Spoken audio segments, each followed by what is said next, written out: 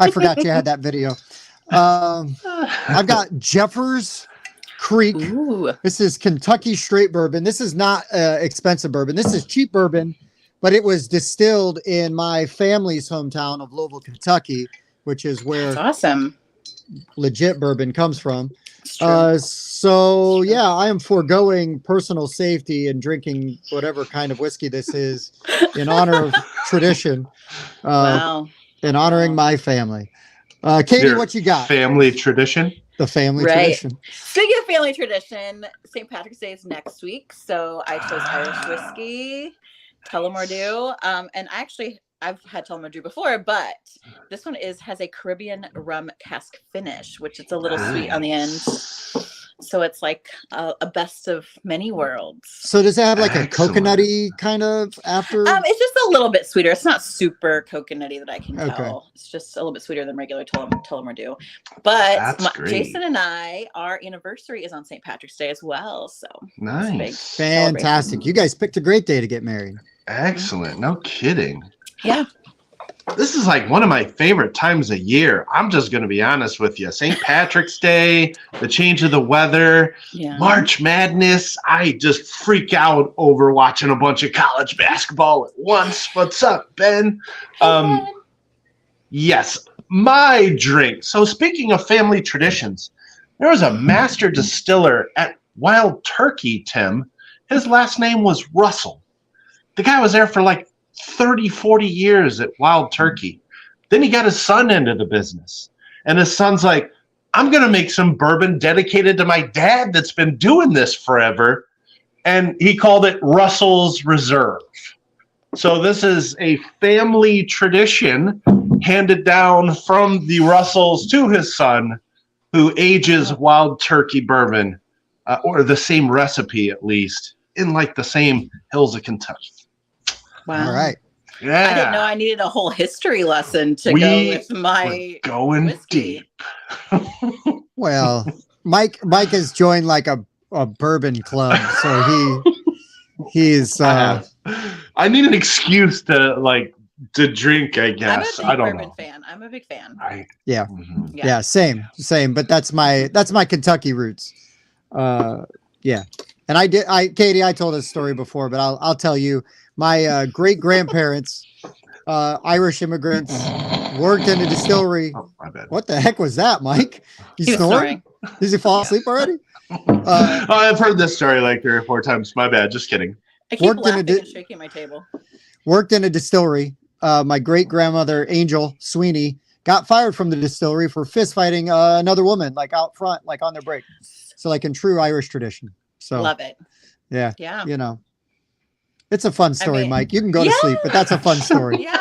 Who else's Give me a hard grandmother time. got fired from a distillery for fist fighting?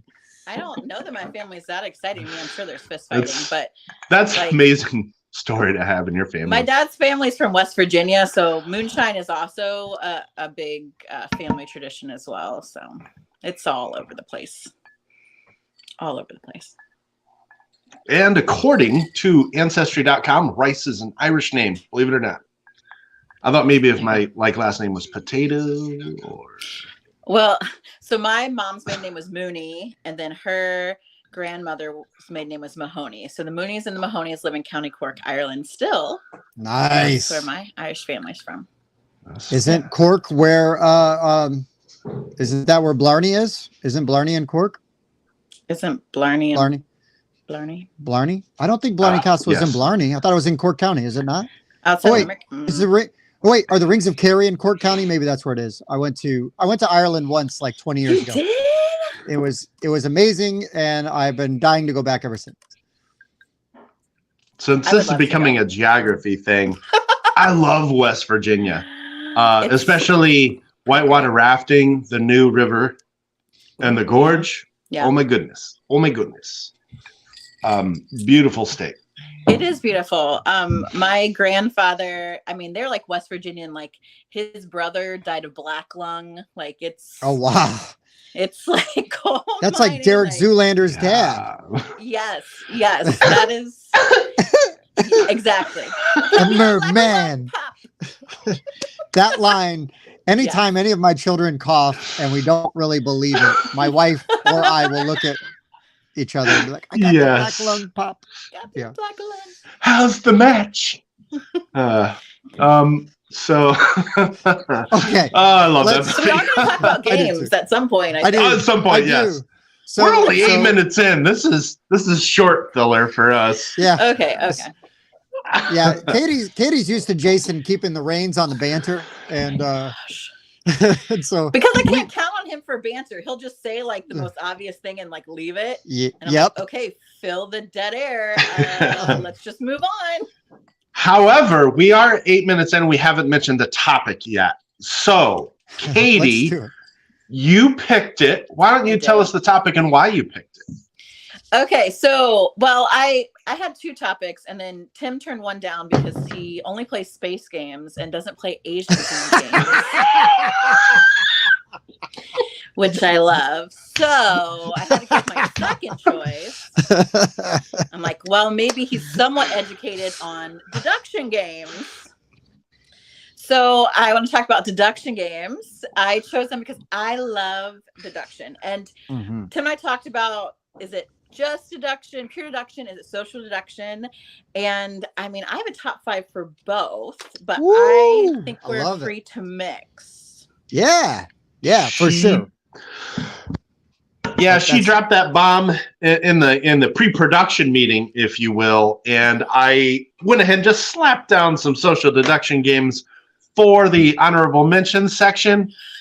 This whole list for me could be social deduction. I am a massive fan of bluffing and just figuring out people's tells. Yes, love it. I love that. And so I thought maybe you guys didn't do as much pure deduction, which I like a lot as well, because I'm like a mystery Sherlock Holmes huge fan. But I also love social deduction because I do love to read people and mess with people's minds on what role they think I might or might not have. So I have both. Definitely. I actually was able to do this without any social deduction, because I was like, wow, that's easy. And not that that's wrong, because there's some excellent, absolutely. That is a total legitimate, version of this list. And like Mike, I could probably, I could just do 5 very easily, almost off top of my head, favorite social deduction games, because I do enjoy those quite a bit. But I knew, because I listened to the show, that Katie is a diehard Sherlock Holmes fan and loves a lot of those style of games. I'm not going to name any because I don't want to step on any lists. Maybe even my own. Yes. Ooh. But yeah, so I tried to go with really just straight deduction. Oops. There we go. Hop. Do you read? Oh, I do read Sherlock Holmes. My favorite actually is, I like the Hound of the Baskervilles, but I also like the Speckled Band, which is I don't know if that's lesser known, but most people don't talk about that story. It's very short. I don't know if I want to give it away, but it's good. Now, do you read any of the Kareem Abdul-Jabbar? Well, no, he doesn't write Sherlock Holmes. He writes his brothers. He writes books from his brother's perspective. Mycroft. He writes Mycroft Holmes stories. Really? No, I haven't actually. I've read. I think Sherlock Holmes recently came into public domain, so I've read some people who have written new tales of Sherlock, and restyled them, and some of them are good, and some of them aren't. Sure. And I've watched a lot of the different media versions of Sherlock Holmes. Yes. I'm a big fan of Benedict Cumberbatch. I really like his. That series was really good. Really enjoyed that series quite a bit. That modernization I thought was good. I also like Enola Holmes. There's young adult or middle grade readers. I have to get past my dislike of Millie Bobby Brown to watch that. I love her. You don't. I like her. I don't like her as a person. She's not very nice to her Stranger Things castmates, and that kind of spoiled her for me a little bit.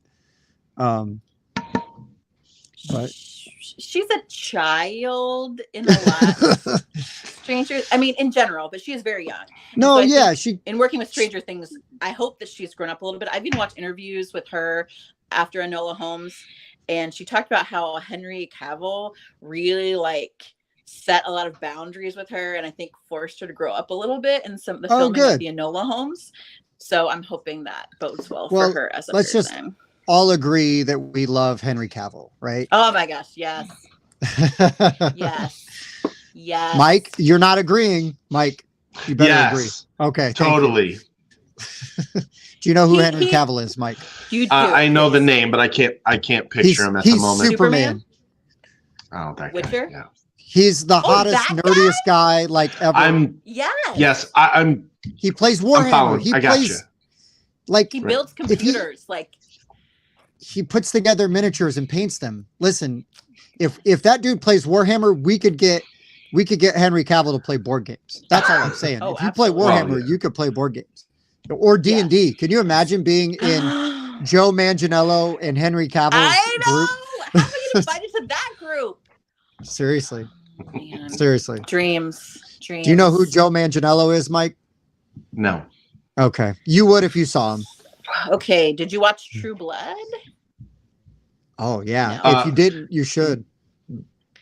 So long ago, he was would barely remember. Let me just say, as a mother.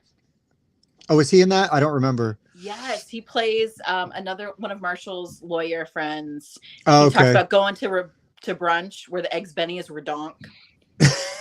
Yeah, it's good. He also plays Flash Thompson in the very first Spider-Man, Tobey Maguire Spider-Man. He's trying to beat up Tobey Maguire at the very beginning. Yeah, when he's going slow-mo, dodging the punch. Mike, I will say this as one straight male to another straight male. Joe Manganiello is one of the hottest guys to ever walk the earth. Katie, right? Yes, both Magic Mike movies. Right. Yes. Yeah, he's a stud. He just straight up is a stud. But loves D&D. Like a super nerd. Like has he's married. Own, cave. He's married to the woman Vergara. from the Ed O'Neill's wife in Modern Family. Yes. You ever see Modern Family? Like the Latina lady? Mike, do you watch anything? Modern Family, yes. All of the other stuff you mentioned, for the most part, no. Actor Association is the I'll watch. Note to self, Mike is not on any of my trivia teams ever. Not for movies, no. You do not want me there. You want me for music and sports. Yes. I got that covered. Oh. Geography is the other one. Okay. I do know a decent amount of geography. I should rub in. Is it no, it's not a deduction game. Terra? It's kind of a quasi geography-ish trivia game. Anyway. See, so Ryan and Mike are both trying. Thank you, sir. Ryan and Mike are both trying to deduce what the hell Katie and I are talking about. Well, let's take it. Welcome to that lead in. Oh, look at this. On that note, Andrew. Thank you, Andrew. I was, so this was part of instead of Tim having all the technical difficulties, I was the only one that had them two glitching on my screen, and it drove me nuts. Tim had like this hand that was doing this constantly. It was just us doing this, and he thought they were playing a game on me. It was just so Tim could take the host seat. This was a trick. You bluffed me. You took the captain's seat without my knowledge. This is why I played the long game, Mike. We've been slowly gaslighting you for months. Okay. This glitch is not real. Yeah. And I just knew Katie was going to get on, throw you in a tizzy, and then that'd be the time to make my move. That's what I do. Okay. Well, Tim, you're in the hot seat. Wait, no, I have to go first, don't I? This is totally throwing me off because we usually go clockwise. You don't have to. I don't have to. No, Mike, go last. You always go last. Just go last. All right, it's fine. I'll go last. We go counterclockwise. Wait. Yeah. I know it's reverse of what it should be. I know. Damn mirror. Can't even deduce what direction we're going in. Jeez. Oh my goodness. It's a rough start already, people. Okay, Did you so drink before we got on? Okay, that's No doubt. none at No all. doubt. I just tired. I mean, does that count? 3 hours of sleep. not good. Yeah, I know not it's good. rough. And that was during work. No, I'm just kidding. Right. That was just the He normally- this afternoon. He normally gets 4 hours of sleep during work. He's an hour short. He's a Oh little my cranky. goodness. You actually had to do some work today. I see. Yeah. Done. All right. We're doing 5, right? A 5 and then a 5, maybe, kind of. Doing a 5. This is your show. Well, see, when we had Jason on, Jason had that tight window we needed to fit into. Yes. Katie's a lot more So we relaxed. crammed it all in. I'm just Alrighty then. here for the ride. Number 5.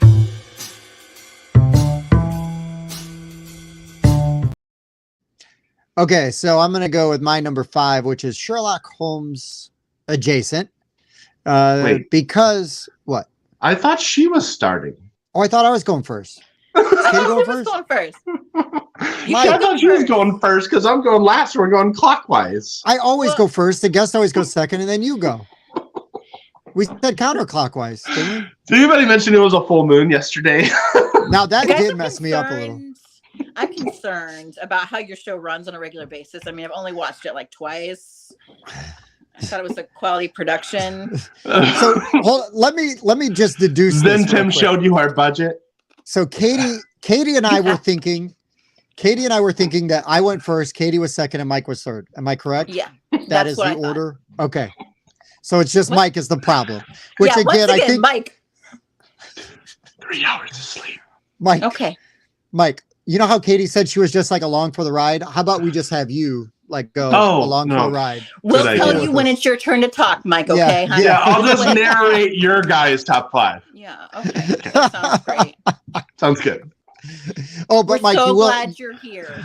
you will have to fill when I buffer though. Which is also inevitable. No, I can't be We're relied not on real. for that either. Oh, Katie, hey, that's all you. Ben, normally you're right. Ladies first. Thank you. But I'd like to I don't want to put Right. pressure on our guests. I want to Right.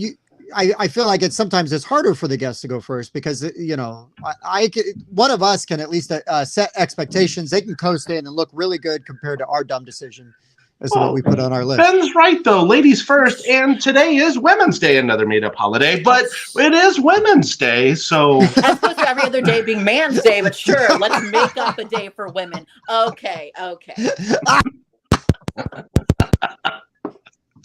Oh, I am living my best life, Katie. Just Also, I love that Ben assumes I am a lady. That's so sweet of you to consider that. Thank you. well, I will say in Mike's defense, I think it is dumb that there has to be a ladies' day because every day we should be respecting all That's people. true. But if this And not is what paying it me takes, 82 cents in every dollar you make. right? If this is what it takes to get some recognition for Tim. that, then let's do it. Stop trying to get us more Patreon supporters. You are clearly pandering now. Listen, whatever it takes. That's right. I mean, not everyone can work strings free and just do it for the cause. But if you want to make your money, that's fine. I'll be your poster child. Oh, we got to pay an editor. 'Cause, I as you can married see, we one. I clearly mean, need it. you didn't. Yeah. You were smart. You're smart. You met Jason before I could. I couldn't marry him because know. he was already shacked up. That's right. I'd snatch him up. Yep. I don't blame you. He's a good dude. I'm okay with him going first, just because it is nice to see how your normal role of doing things is, and then I know I can follow in kind and not ruin your show. There you go. Well, you couldn't ruin this anyways. Your presence already raises the level, so we can't sync. It's pretty impossible to okay. sync. Yeah. We're finally reaching pretty okay. It's a good place. Well, I hope you come back, Hop. Otherwise, we'll Yeah. see you. We'll see you later. 23 minutes, no games. Yeah, we're gonna get there right now. My number 5. My number 5 is the Bureau of Investigation. So this is along the lines of like the Baker Street, the Sherlock Holmes, and Mythos Tales. This is sort of Mythos Tales, not quite reprinted, but kind of redone. Similar style of game. You're presented with a mystery. The box has like newspapers and things like that. So you're going to reference, newspapers and maps. You're going to go to a certain building and try to, or a location and interview people. And then basically once you think you've got it figured out, you're going to see basically like reference how many places you visited, because that's like how much time has passed. You're going to check the case and it's going to tell you how you did. In the Sherlock Holmes version, I'm sure Katie can attest to you. I feel like they almost berate you for not being nearly as good as Holmes. Oh, absolutely. I'm like, you really think I'm going? Because Holmes goes like 3 places. You're like, seriously? Right. And then he knows it. There you go, Katie. Oh my gosh. He's left unsupervised. That is a scary thought. But yeah, so Bureau of Investigation, sort of the most recent iteration of this, but this one does have sort of that Mythos tweak. And I do like horror themed games. So give me the horror theme in with the mystery. And so it's a little bit of peanut butter with my jelly, right? And makes for a good sandwich. So that makes sense. That's my really number 5, Wow. the Bureau of Investigation. I have Mythos Tales, but I haven't played it yet. So it's the same theme, or is it the same game? Oh, we've lost him. I am not sure. Oh, he's. Oh, I'm not the filler guy either. Oh, that's true. So I have Mythos Tales, Tim. Okay, wait. More time. I have Mythos Tales. Okay, I do too. Is it the same game or different? Different, but similar. It feels similar. Okay. I think that's the best way I can say it. So like in methodology of how you play it. Correct. Yeah, but I believe the mysteries are different. So you're not just going through the same mysteries. So if I like Mythos Tales, I could also get. I believe if you like that, if you like Mythos Tales, or I already know you like this game because you like Baker Street. So. Yes, I do. Yeah. So. Consultant Detective. Yeah. That's the correct title. That will be later. No spoilers. As I All right, Katie. Yeah, no spoilers.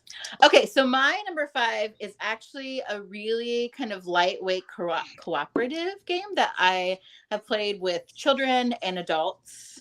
And it's called Micro Macro Crime City. Oh my gosh, I almost put this on my list. I love Micro Macro. It's so good. It's so good. And I randomly just stumbled across it while we were walking through a game store. I'm like, what is this? There's a dead body on the cover. Of course I'm interested. And it's this big map where you get a set of cards and they tell you to find these things. It's like Where's Waldo meets a Whodunit. Ooh, Outfox is good too. Ryan, I have played so much Outfox with my daughter. We love that game. Oh my gosh. I play with my niece. It's fun. And this is also kind of thing that I played with my niece and my daughter because it is like that Where's Waldo. Everything's black and white, which makes it kind of hard as an older person to see things. But this city is basically Gotham because people are like getting shoved in a trunk over here. Somebody's beat up over here. Somebody's dead over here. Somebody ran over somebody's cat. And you have just a set of cards that are the case that you're following through. And you really have to just what happened. Let me follow these characters. Okay, I see this one here. It's in the area. And they like level in different difficulty. And the hard ones are really difficult. They actually are difficult. You have to use some serious deduction skills. But it's nice that it's something we play as a family. It can be casual. And it's like that really neat intersection of Where's Waldo and a Whodunit. So I love going through that, scanning that whole city. And the hard part about playing with my daughter is then will get sidetracked and be like, oh, and it's like, no. We need the dude with like the Viking helmet on. Like we gotta find that guy. Like quit. I know that's a dude with rabbit ears. Like stop. Yes. Like, let's go back and look for the guy we're looking for. There's 3 of them now, I think. I only have the first one. I also have, it's down here somewhere. Full House is the second one. And I forget what the third one's called, but I just saw it.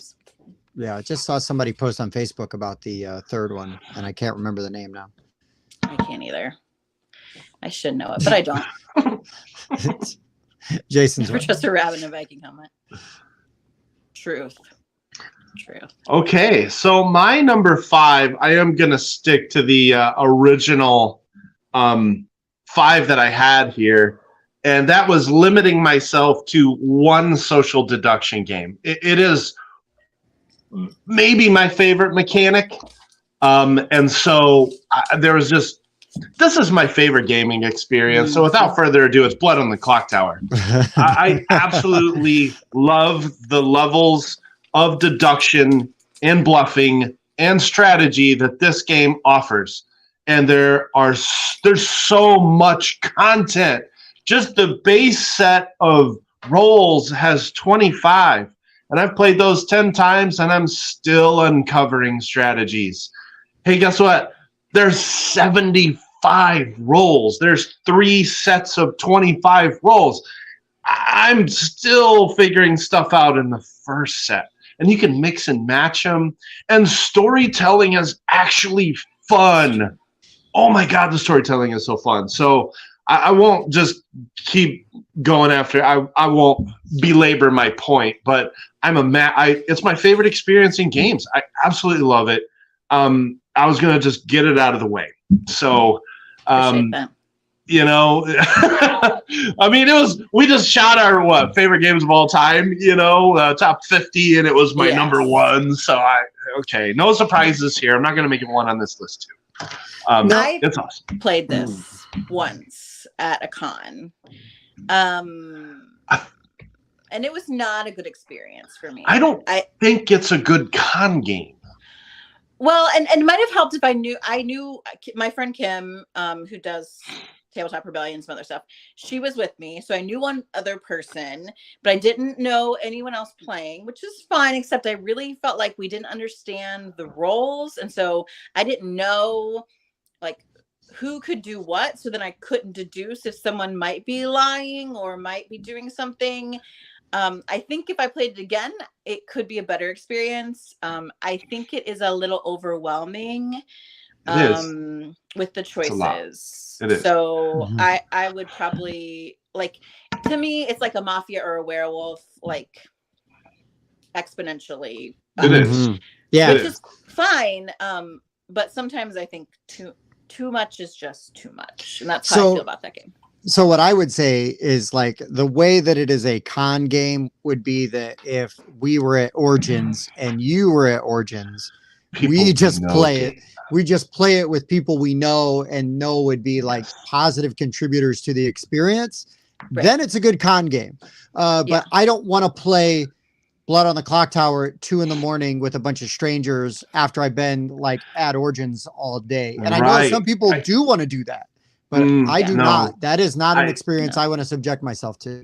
I don't want to play with a storyteller that I'm not sure how familiar they are with the game's set of rules. Yes, for sure. Unlike Werewolf, it is I don't want to play with 15 people. It's way overwhelming above 10. I watched like almost 15 when I played, so it was. Yes, and that makes the whole night phase way longer. Your eyes are closed way longer every night. Will fall asleep. Yeah. I can see why big con games are a bad experience for new players. Alex Radcliffe made a whole video about how much he hated his Blood on the Clock Tower con experience. It was a big, long game, and I just don't think that's the best experience, the way to experience it, especially for the first time. But if you give it more time, I swear it'll grow on you. It's really good. I can see how it would, because I just actually played Mafia with my students the other day, because they're seniors and they're like bitching about how much work they have, blah, blah, blah. They have no motivation. I'm like, don't talk to me about your time management skills. So I thought we'll play a game, and we're talking about like proving your thesis. So I related that to proving who you're calling out as Mafia. And it was a loose relation, but I didn't care. And with just the basic couple of like roles, like we had a detective, we had a doctor, we had some mafia, and we had some townspeople. It kind of was there was a couple people that got lost. Yeah. I had to reiterate the rules. So I think that Blood on the Clock Tower then is that it can be that kind of experience where I'm like, okay, there's so many rules. And you have this handout, and I'm like looking at both sides. I'm like, okay, I still haven't figured out what my person does, and then let alone what your person does. So it's a commitment. I'm willing to give it another try. And I even watched hours of No Rolls Bard games before I even started to play. But it is worth it if you give it a shot. So yeah. Okay. I just don't want to play with Dan. Well, you have to play. It's his number one too. I know, and I'm tired of hearing about it from him. All right. Well, you're probably tired of hearing it from me too. So let's go to Tim's 4.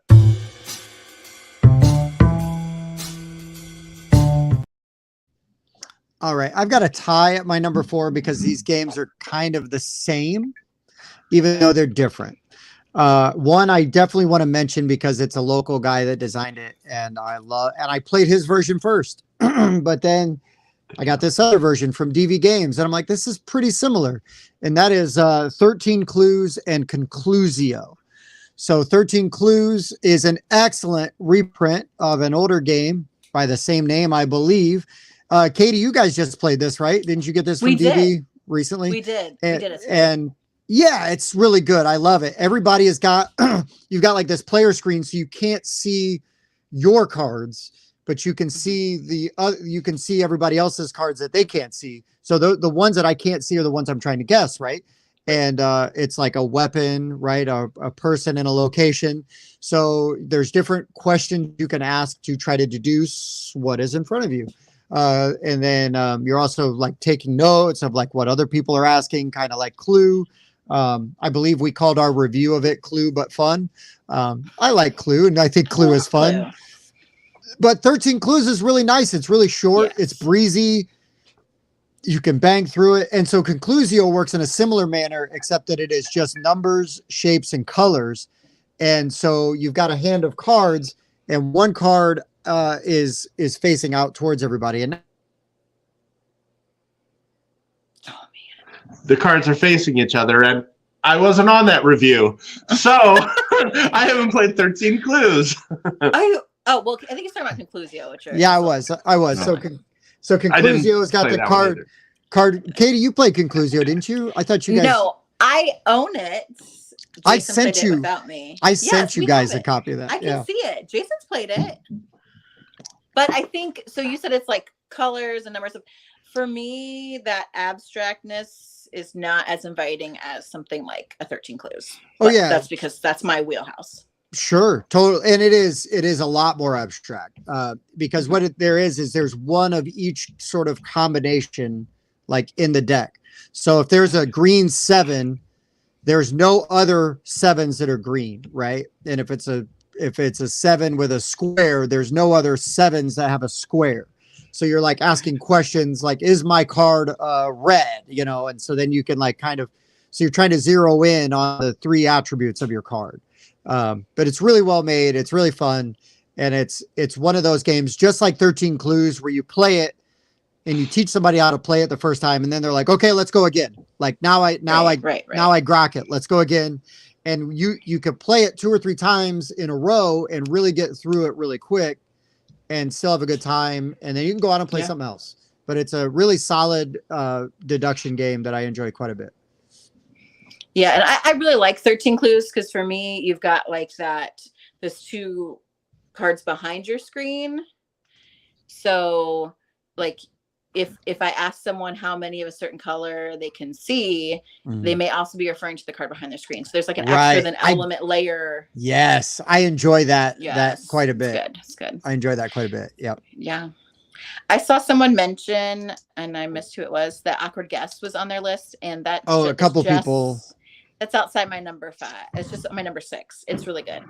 It's really good. I think that was maybe Trevor Ames. Oh no, he said it's great when you don't have to set it up. People mentioned that game so far. Yeah, it's been a hot one. It's a good one. Between that and it was Malik. Malik said yes, Malik. So, I agree. That was my number 6. And then was like seconded and thirded and fourth and fifth. Yes, it's great. And I haven't even begun to discover all that game has with all the cards and the combinations that you can use like through this app that tells you which number of cards to pick out and put out and to play with. And like it can level up in difficulty. Like just normal is rough. It's really fun though. Right on. That's not my number 4. My number 4 is a little small game. And I think I've only seen it for sale at Merrimorph Games, who published it. And that is Shipwreck I know what Arcana. game this is. Yeah. It's so good, and it's again another cooperative, which is weird because we don't play a ton of those. But there's something about, and it's numbers, which I don't even like. Right? I teach English. Numbers are like verboten, but it's just this great deduction. Like you choose 2 tiles, and you've got 2 numbers. And one of them is hidden. That's the number everyone else is trying to guess. And you use your other number to give a clue. And so then you're going to use what clues were picked and what clues weren't picked to try and figure out what that number is before like the countdown goes through. It's pure deduction, pure logic. And it's super quick. So even if people are like, I don't know if I get it, you play it. I'm so sorry. Oh, it was you, Tim. He's scolding you. I know. Yeah. The Shipwreck Arcana. And I think there is a little expansion to it, which is, I think, more of these cards that you can use. The artwork is cool too. It's beautiful. It's beautiful game. So pretty. I even like the feel of the tiles. They're really nice, not chintzy. And it's just a neat way to kind of, again, maybe in between games, or if people like, I have some friends who are like, they act like they're dumb. Like, I don't know how to play a game with lots of rules. I'm like, stop selling yourself short. Oh, gosh. Sorry. Whoops. My phone set up and I moved my hands and knock it over. And I'm like, well, this is great. I'll explain it to you, but even better, we can actually go ahead and start playing and you'll pick up on it. And then if by the end of even the first playthrough, which is really quick, we can do it again. And they totally are into it. It's easy to follow and it looks cool on the table. So yeah, that's my number 4. Bob is really good at this game. So what's funny is that somebody in our chat, who I've gamed with many times now, totally nailed my number 4, and that's Turing Machine. I really like this game. I need to play it more. And I found it just a really interesting puzzle of just trying to figure out like these number sequences. The main thing that blows me away about Turing Machine is how it's produced. And it's because you got to take these, like, you're comparing numbers against each other, and you're using like these clues to determine if like if one part of your clue is, say, higher than 2, or your other card is like, okay, is it lower than the first number? And then the third one may be a totally separate clue, like it's 5 or higher. That's the type of clues you're working with, and you're trying to figure out a 3-digit number between 1 and, it's been a minute, 5 or 6. It's been since like around Gen Con last year since I played it, unfortunately. But I like this game. I should have just bought it. We haven't played it since like they picked it up at Gen Con. I really want to play it again. The way the clues are revealed has this thing where these holes are in the cards and you lay them over each other, and if the clue is correct, it's like the holes in the cards will match up. It blows my mind on how they were able to produce this. It's just outfoxed, Katie. It's just outfoxed. Okay. But Outfox works the same way. Yeah, you lay over, you put the tile in your little card reader, and then if it shows the color, then it's like, oh, the fox has a top hat. Right. We're gonna get him now. The number has a 3 instead. Yeah. Okay. But it also like things like those clues remind me kind of how Shipwreck Arcana does that. Like when you lay, there's like that way of you narrowing them down a little bit. I think that's interesting. I've not Yeah. played this game, so I put it on my You, list. man, if you like the deduction games, you definitely got to check Yeah. out Turing Machine. It plays really fast too. You go until somebody figures it out, and like sometimes you get it in 3 rounds, or which is Right. sets of guesses that you get, and somebody just declares, "Hey, I've got a guess." Yeah, it is fun. It plays Yeah. fast. I was really impressed with that game. Yeah. Hey. Oh, I'm gonna. Oh, okay. Oh, No, go ahead. Go ahead. Go ahead. I'll address this in a second. Okay. I'll address this in a second.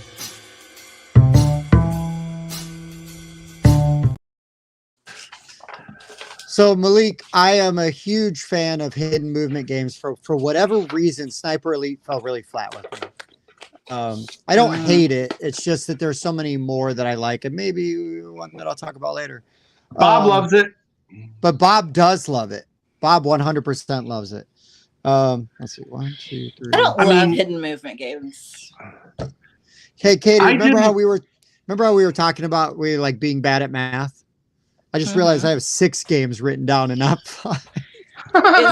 Is it counting the double of Conclusio and 13 Clues, or no, a wholly different one? No, totally different one. So I'm gonna drop one off. I'm gonna call it audible and drop one off, and I'm gonna talk about my next one then.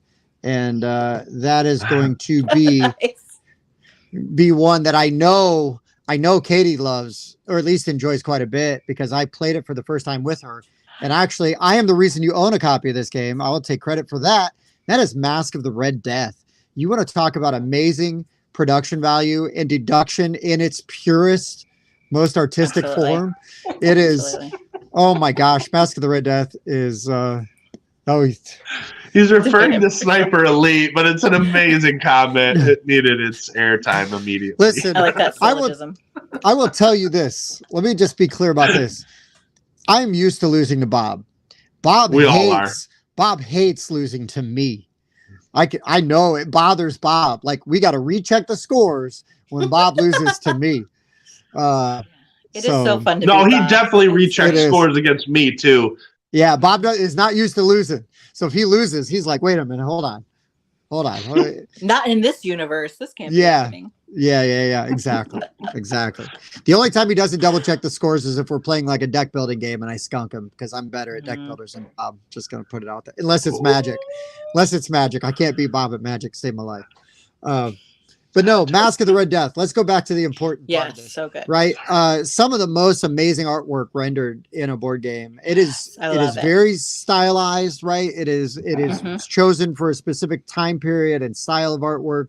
Yes. But the presentation of the game itself, whether you've got the miniatures or the standees of your characters, and then the clock tower, right? In the middle, where you move the time, so you keep track of the time.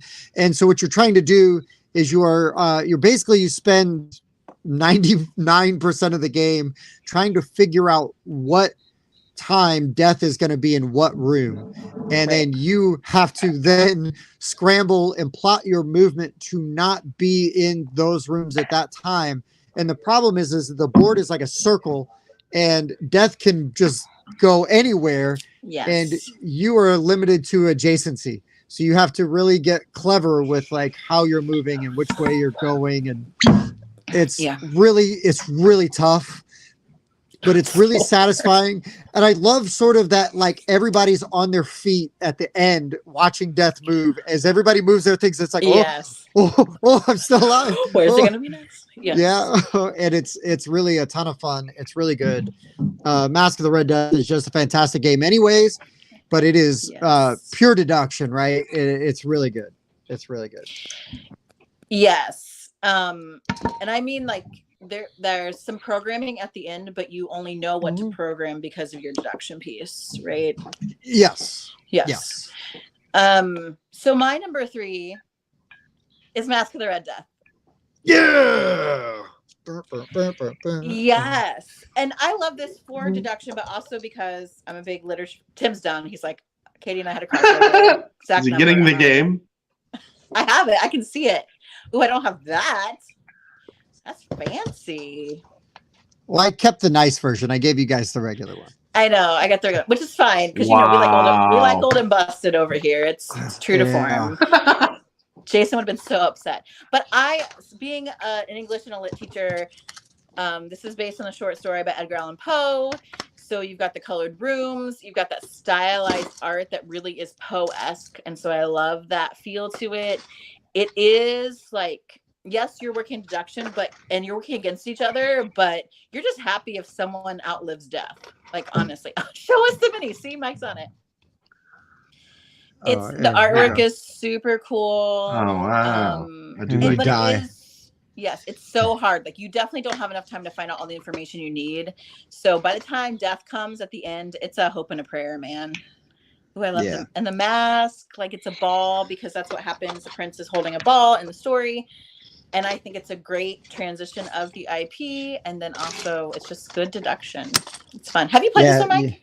No, I haven't. And, oh my gosh, Tim has talked about it so much. I want to play it so bad.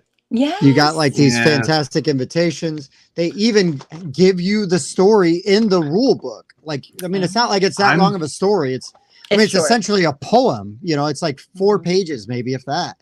Can I see more of that character art? I agree. I really like that character art. The character art is really cool. Yeah, like this is like your player screen. So like, nice. I can't tell. I'm like, but then like inside of it. It's just that looks cool too. It's I like the black inner screen. That's neat. It's just beautiful, super cool. Yeah. Was that Jonathan just posting in our game group Discord to play Mask of the Red Death this Friday? That's what just happened. You should. Thanks, Ginger Scholar. He's like, I still need to play that. Let me request that since we're playing games in this basement Friday. Yes, you definitely should play it. It is really it's super good. Yeah, I love it. There's Bob. Turing Machine and Mask. Okay, but if I don't win, we know, Bob. Turing Machine goes so fast. I'd love to play it again. Like, seriously. Yeah. They'll just let death take care of you instead of having to worry about beating you themselves. Yeah, that's the best part. It's so good. And then at the end, you like almost don't even care if someone beats you. Okay, I do care. I'll take that back. You want to surviving death is such a big deal. And then like there's a secondary. Oh, that's awesome. Look at that Poe. Oh my gosh. I love it. Beautiful. I'm a sucker for Gothic. It's so great. So good. So that's my 3. I've talked long enough about Master Red Death. No, that's you need to play it, Mike. Pick. I do. You're right. I have a limited exposure to deduction games, and it's not that I don't like them. I do. I just feel like you don't see a lot of them brought out at any meetups or game groups or anything. They just don't. It's like you have to make. It's like an appointment to let's play that one tonight. Right. You know what I mean? Just like we may do Friday. Who knows? The appointment has been set. I guess so. So I've got a small box game here. And I've got to say, there's been the detective games I've played are not well versed. Like, I didn't enjoy Chronicles of Crime. I didn't either. It's too easy. It just, if you miss a clue, it's just a grinding guessing game until that time the sheriff says, "Hey, come back to the station and I'll tell you all the crap you missed." Okay, yay. Let's talk to this guy again. Just bored to death. So my favorite detective game that I've played so far, and I've played none of the shit. Yeah.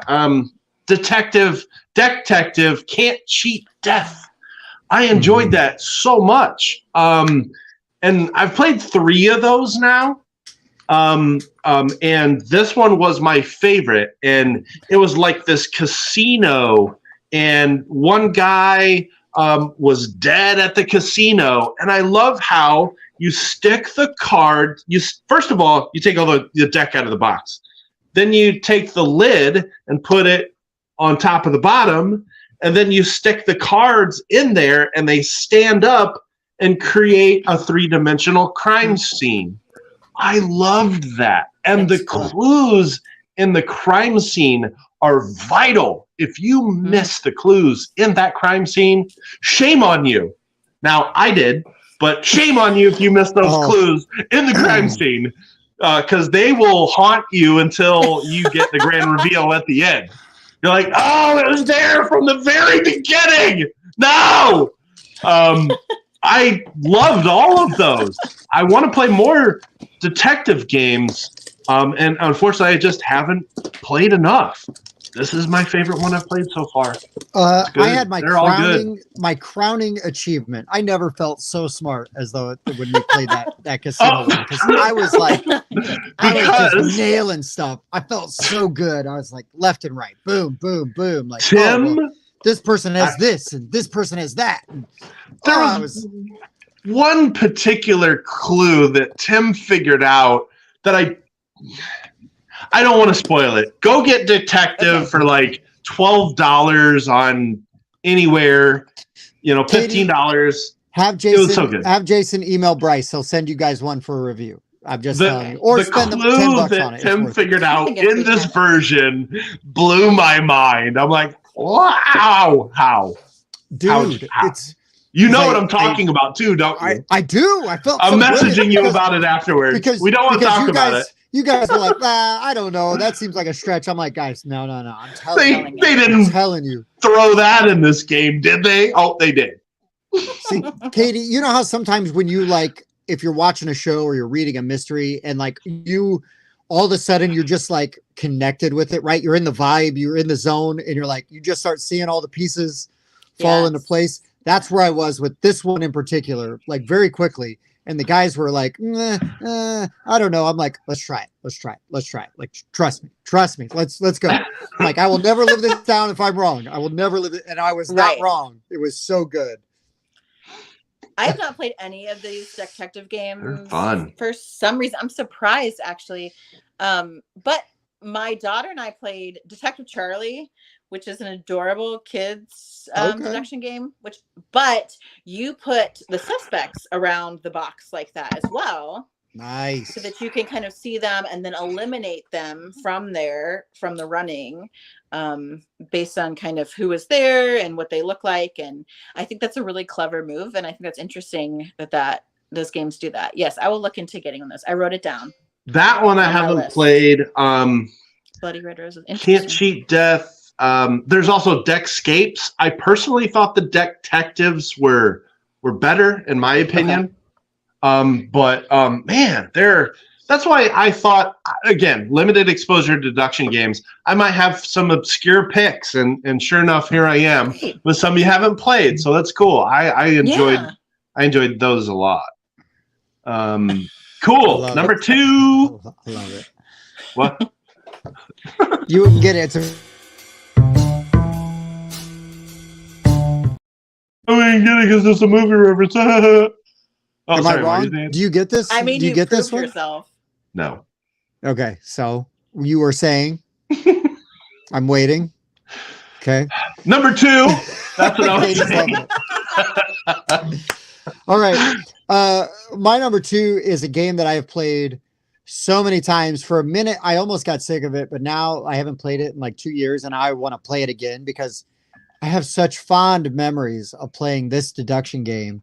And it is so unique in the way that it uses deduction and forces people to think. And that is Deception, Murder in Hong Kong. I love Deception, Murder in Hong Kong. What's funny, Katie, is had we done Asian themed games, I was like, well, this counts. We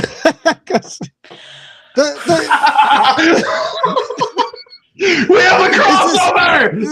This is like Dan's logic. If there's snow on the board, it's the winner theme. Exactly. Game. That was thinking. This sounds like a Dan analogy here. So if Hong Kong is in the title, even though there's virtually no people pictured except for on the cover, there are some Asian gentlemen, I believe, on the cover of that. That's correct. I'm going to assume Chinese since they were from Hong Kong. And the cards have it as well. Yeah, that's true. I believe they do. Man, I need to. As Katie and I are both frantically looking at our shelves around us to find it. Do I know where mine is? I have that one too. We have a crossover. We all have it. Jason freaking rearranges this room so much I can't find it. I have the least games. I could probably find it easier than all of you. Is is so good. It's so much fun. I love that basically the killer has to, pick, or I mean, they got to pick like what the things are. What are the things, and then how the clues are given, and the way that you can like pick things to frame people around you. And things like that is so good. It's so much fun. I've had one horrifying experience with this game where it presented like a really awkward experience because somebody may or may not have been cheating. But no good. But otherwise a fantastic track record with this game. Oh, I see it. I see where it's at now. But yeah, Deception Murder in Hong Kong is such a good game. Strongly recommend. I think it's a lot of fun. I do enjoy Deception Murder in Hong Kong. I do. My plays are probably in the 60s. I've played it a lot. My issue is sometimes you just can't find a card as the investigator. What do they call the investigator? The clue giver. Sometimes you just can't get cards that match up to the cards or the clues that the murderer has given. It can be very vague sometimes, and it's so hard to draw people to the two specific cards the murderer has picked out. The forensic investigator. Okay, yes, so thank they have you. Chinese on them. That's it. That's what I was waiting for. They're not Asian. Boo-ha. It's I like it. It's not one of my favorite social deduction games. However, I feel like it is a social deduction game that you can get non-social deduction gamers into. Yes. Like I feel like Bob should enjoy this game, for example, and he's Bob not loves social this deduction. Game. Bob loves this game. Awesome. It is the one confirm. because you have tangible clues to give. Yes. Well, no, and it doesn't feel like bluffing because you're like, well, it could be his lead pipe also. It is legitimate deduction, though. It's not just social deduction. Right. To me, this is really it never feels like bluffing. Deduction. I had it on my social deduction, actually. It's on my social deduction list because there is some element of reading it. I haven't played it for a while because Jason hates social deduction games. Oh, yes, and that one too. And that one too. Wow. Because we did play it a lot for a while because it was getting other people into those kind of games that I really like. Yes, Bob, we know. But I love to be the forensic investigator that gives those clues. So I like that challenge. I think that's a really interesting piece of it. Yeah, there's also sure. I like having like the accomplice and the witness when you add those other things. I think that's really cool. It is a really good game. I haven't played it a long time. The last time I played it was a bad experience. Someone sat next to me and weirdly was like, I know you're the murderer because I know all your tells. And I'm like, whoa, you're like out of nowhere. You're not even trying. Like, I'm giving you no tells and now you're being creepy about your knowledge of me. It was just bizarre. So I haven't played it since, which is I'm with you though when you have the accomplice, which I think takes 7 plus 6 or 7 above 5. The larger group. Yeah. I'm not sure exactly. Higher player counts. It's definitely better for sure. The accomplice makes it a lot more fun. Oh my gosh, I do love Escape from the Aliens in Outer Space. That game is so stressful and so much fun, and is really deduction heavy because you're trying to figure out who's bad and who's not, and are people lying? Are they moving? And yeah, David, the clue giver rule in this game is really tough because everybody is either going to love you or hate you. They're like, why would you pick that? What's wrong with you? How dare you say that it was outside? Like, but I don't when know. you get it, when they get it right, you feel like a genius. Yes. It's so fulfilling getting it right as the clue giver. Yeah, but if you get it wrong, even though your logic is sound, you're the biggest idiot that ever stepped foot. Yeah, but sometimes again, it's because you don't draw cards that can really lead you to stuff. That happens in the game, unfortunately. Which they do give you the reset ability, right? Like you can get rid of it, you can wipe a clue and get rid of it. And fake artist is really good unless you're terrible at drawing, and then everybody just assumes you're the fake artist. You're the fake artist, yeah. Hello, that's me. I'm the problem. It's like that Taylor Swift song. Hello, it's me. I'm the problem. Yes, It's I'm me. the problem. Yeah, I've never played Cryptid Malik, but I own it. haven't either. I got it in like a bundle of games that I A picked lot up. of people have and mentioned that one too. I have not played that one Me either. either. I'm gonna write it down though. I think I have Cryptid. I have too many games. Don't tell anybody I said that. I know. You can never have too many games. All right, Never. that's a lie. That's a lie. Oh, here we go. Trying bad cards is my.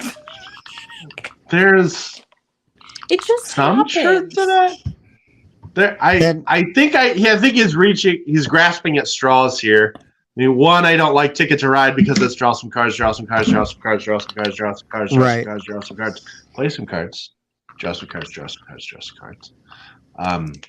It's called building Hop, turns, okay? I'm gonna tell Hop Whitehall Mystery is really good. I enjoy it quite a bit. But it's sort of that Letters from Whitechapel light. But all right, Katie, you're next, right? Oh, Deception. yes. Murder in Hong Kong was my 2. That is really good. My number 2 is a game I've only played twice, and I don't own it, and I really want it, but Jason hates Deduction and all things fun, so we don't have this game. And that is the Search for Planet X. Oh, it's a good one. Oh, God. It's so good. It's so good. It is like pure deduction. I don't even like space, right? I could care less about looking for planets and asteroids and all this other shit, right? But I mean, wait, it's a family show. I always censor myself, or Jason bleeps me on our show, so I'll try not to swear.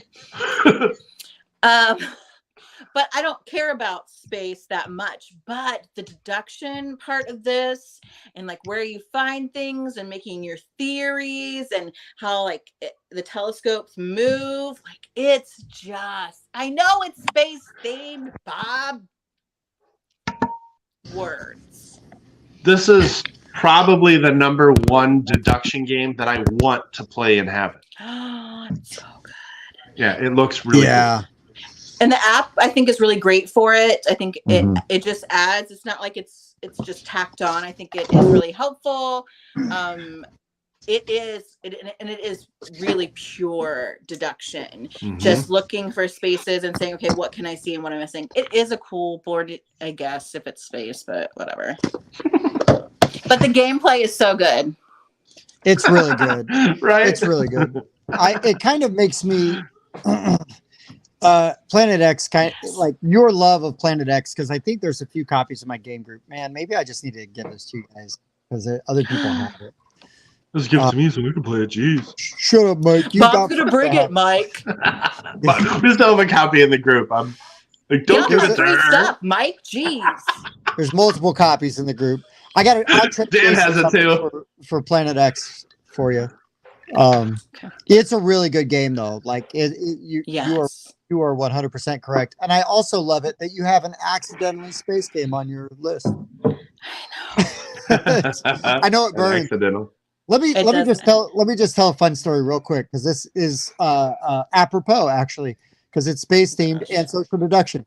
We're at Origins, and because Katie is an angel of a human being, my friend Bryce has a social deduction game that he's working on developing, and it's actually, I believe DV is going to publish it, so it's going to come out. And so Katie, just being a good sport, is like, I'll sit down and play this. And I was like, oh, Katie's going to play a space game with me. And she's sitting like just to my right, spends the whole game lying to my face. I believed her. I wanted to believe her. So I did believe her. The thing she was saying made sense. So I continued to believe her. And turns out I couldn't trust the word she was saying. It was amazing. It was so much fun. It was an incredible experience. Ooh, my crowning achievement was not just that you believed me, but that I got Dan to also believe me, who naturally has a mistrust of me. So I felt really great about that. It was like a 2 for 1. It's usually, if you're the guy that can't be trusted in any of those games, it's usually a good sign. You've pulled the wool over somebody's eyes a time or two, is what that means. That's what that means. Yeah. I was totally an alien the whole time, and I lied my face up. Like, it was a lot of lying. It's a lot of lying. It was Katie, it was so good. And I loved, here's the thing though, is not only did like, okay, I wanted to win, but I was having such a good time. I don't care. Right. That's like how I am most of the time with most board games, but also like you played a space game with me and you loved it. You had a really good time. And I think you would have had a good time even if you wouldn't have won. I believe you would have still had a good time. Yes, I like to lie to people. It was great. No, it was great. It was great. But that's the thing is, I don't know that I've ever had a bad experience playing games with you or Jason. And I just, it's a testament to just, you can play games they don't always have to be your favorite games, but if you're playing games with people you like and you have a good time with, who cares, right? Like, absolutely. It'll be done in an hour. We'll play something else. And for me, like, I am involved, like, it's not necessarily the same with Jason, sort of, but I'm involved in games because I truly love to be with people, and I don't even have to play the game. I could sit there and just be a part of it.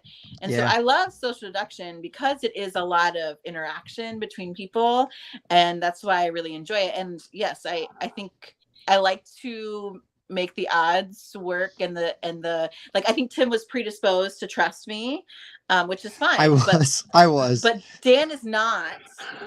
So then I had to work really hard to lie to get him to trust me. And then total strangers also seemingly just jumped on the bandwagon to trust me. I don't understand it, but that's what's so great about social deduction. Exactly. No, see, that's the thing that I love sometimes is when you're playing with like a group. There are times where it's super fun to play with a group of strangers because they don't know what you're capable of. Right. You know? Yeah. And now I interact with Katie all the time because I'm in like their chat group, you know, for their show. And like we've played games together before, but I haven't played. But the thing is like as much as we like interact and stuff, I still haven't played near as many games with Katie as I feel like I played with Katie because it's one of those things where it's like when you listen to the show and then you're in a chat group with them and you just automatically, it's sort of like how people, don't take this the wrong way. It's like how if some. While Tim is buffering, I'd like to know as well. The telemardu is good. It's gone. I need to pour it's a good sign. I'm on 4-2 here, so you can see. I don't know if you can tell my face is a little flushed. Good. Yeah, it sounded amazing. So. Are you back, Tim? No. He's quasi back. He's quasi back. I sort of lost track again. We're on your 2 now? I finished. We're wrapping up Search for Planet X. That would be the end of my 2. I thought so. Because we got into social deduction. I'm like, well, again, I could do a whole list of that stuff. So absolutely. Yes. Because when you talk about Deception, Murder in Hong Kong, that is on my social deduction list for sure. But so since I already called an audible once, which was when I had to jump back into the stream to fix the glitch, which caused Tim to go over there. Oh, and now losing my back on the left. Woo! You running the show. Watch how everything just runs better now, Katie. Just watch how this works. Okay, everything will work so much more smoother. Yep. Oh, he's back. Oh, he's back. This is garbage. Just like nature intended. I don't know what to do with our order now, but we only got one more to go, so I'll handle the reverse counterclockwise. Okay, since I made one audible when I put Tim on the side of the screen that I'm now on, I'll call another audible. I'm going to make my 2 a game that actually doesn't have that much deduction, but I love word games, especially word games with deduction. My favorite one's Decrypto. I love Decrypto. Oh my gosh, this game I ranked in the 30s. This is my favorite word game, and it's so cool. This is Scorpion Mask, Hachette, same company that made Turing Machine. And I was all about Decrypto, and I was super excited to see that like Turing Machine sold out at Gen Con. I was super excited about that. But Decrypto, 2 teams, a screen, the digits 1, 2, 3, and 4. Draw a card, put it on top of that number. Draw a separate card that gives you a 3-digit number. you are trying to give clues that gets your team to guess the 3-digit number. So, right. And you're writing them down, and they have to guess that 3-digit code. But the other team's going to do the same thing. If your team gets it right, great, they were supposed to. If they don't, you get a black token. You get it wrong twice, you get 2 black tokens, you lose. How you can win, though, is while the other team's figuring out their code, you're trying to figure out the other team's code, because every round you get to write their clues down too. So you don't get to see the words that are above their 4 numbers. You just see the word association that's happening. And so here you are using this accumulation of words every round to figure out if, wait, that word kind of matches the ones that are in the 2 slot here. So that one's probably the 2. You're trying to figure out the other team's 3-digit code without knowing what their words are. Cool. If you can do that twice, game over, you win. If it gets to 8 rounds, you actually win by trying to guess what the other team's words are. I always play no matter what. If you win, lose, game over, guess the other team's words, because that's the fun of the game.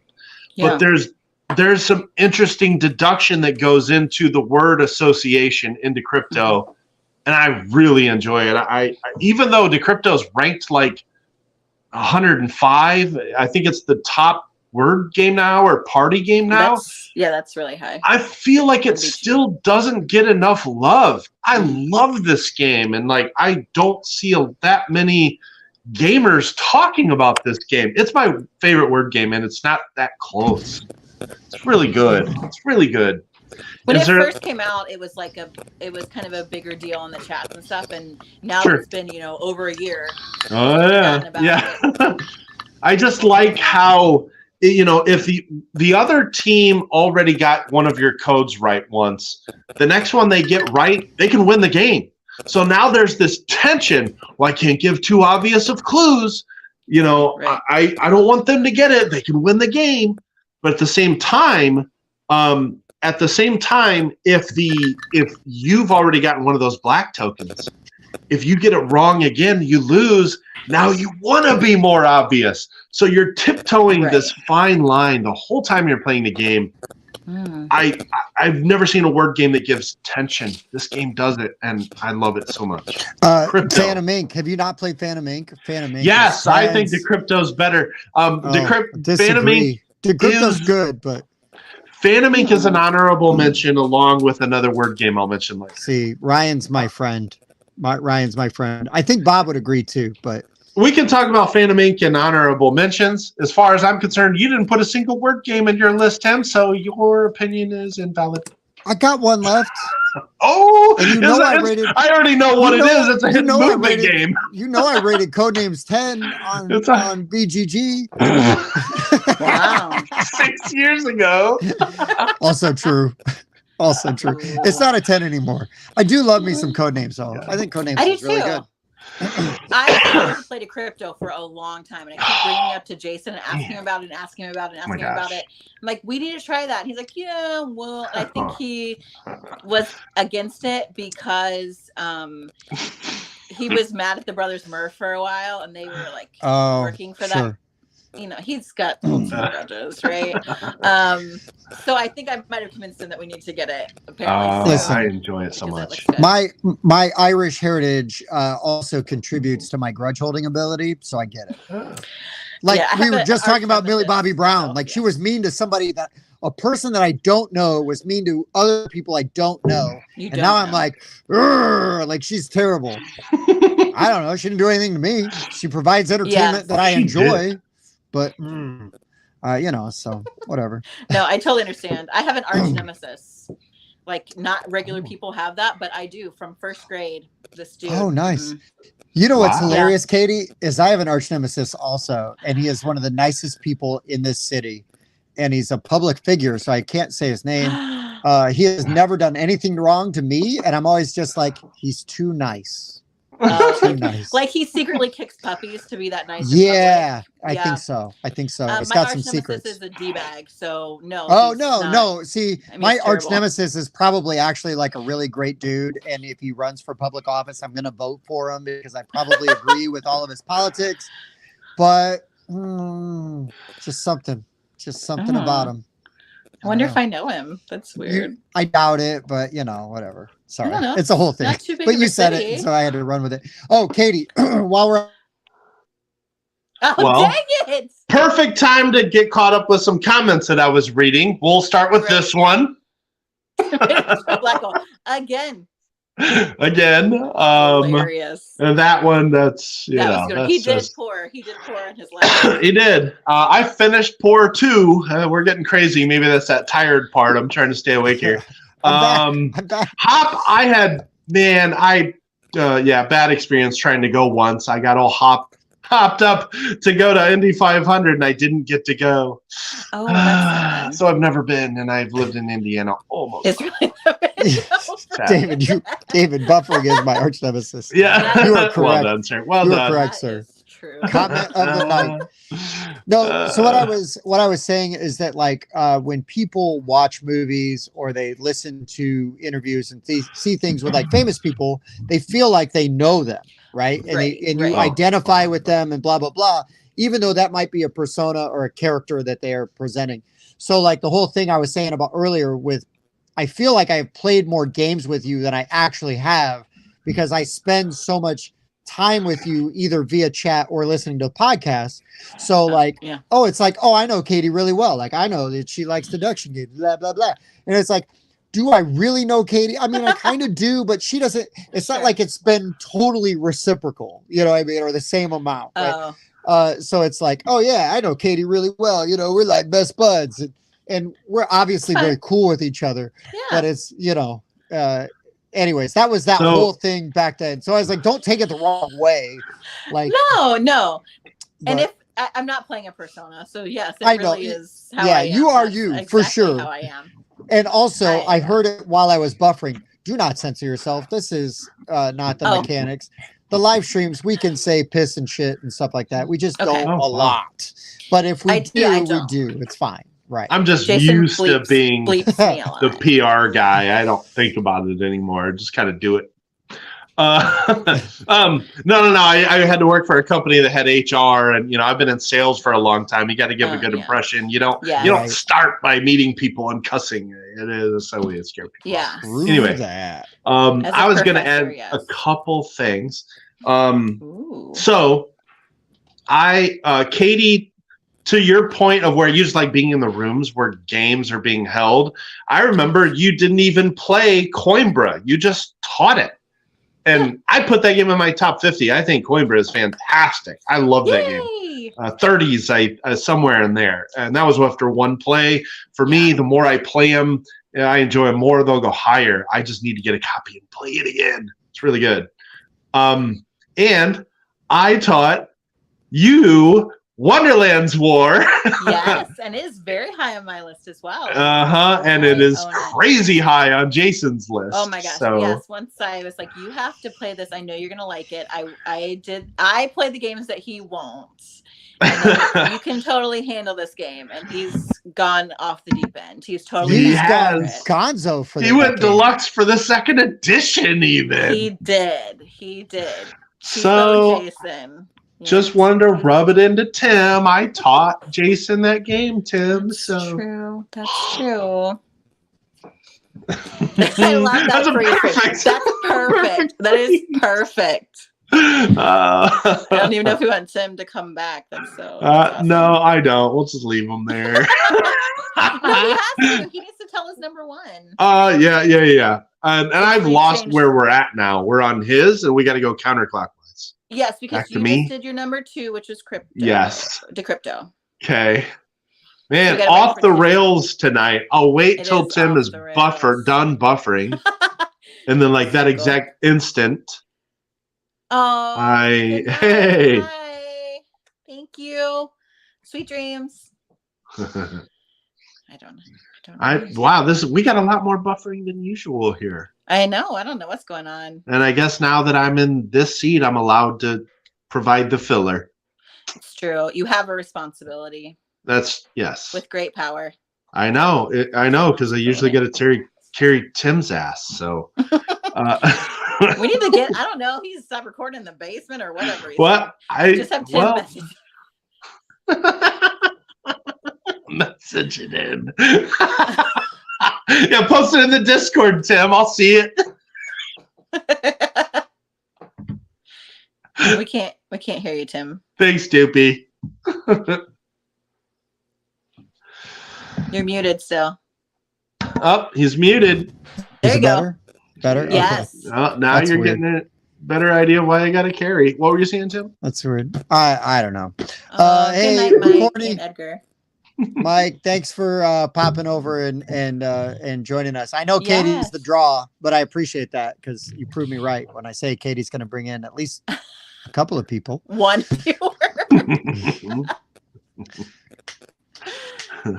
My big fan base, you know. Hey, Mike knows what's up, man. He's a good dude. He's good. He is. He's always in your Discord. Yes, he's a good dude. Tim, you're on number one, man. Yeah, did you run the thing? Because your banner, your ticker at the bottom says number 2. Nope. Yeah.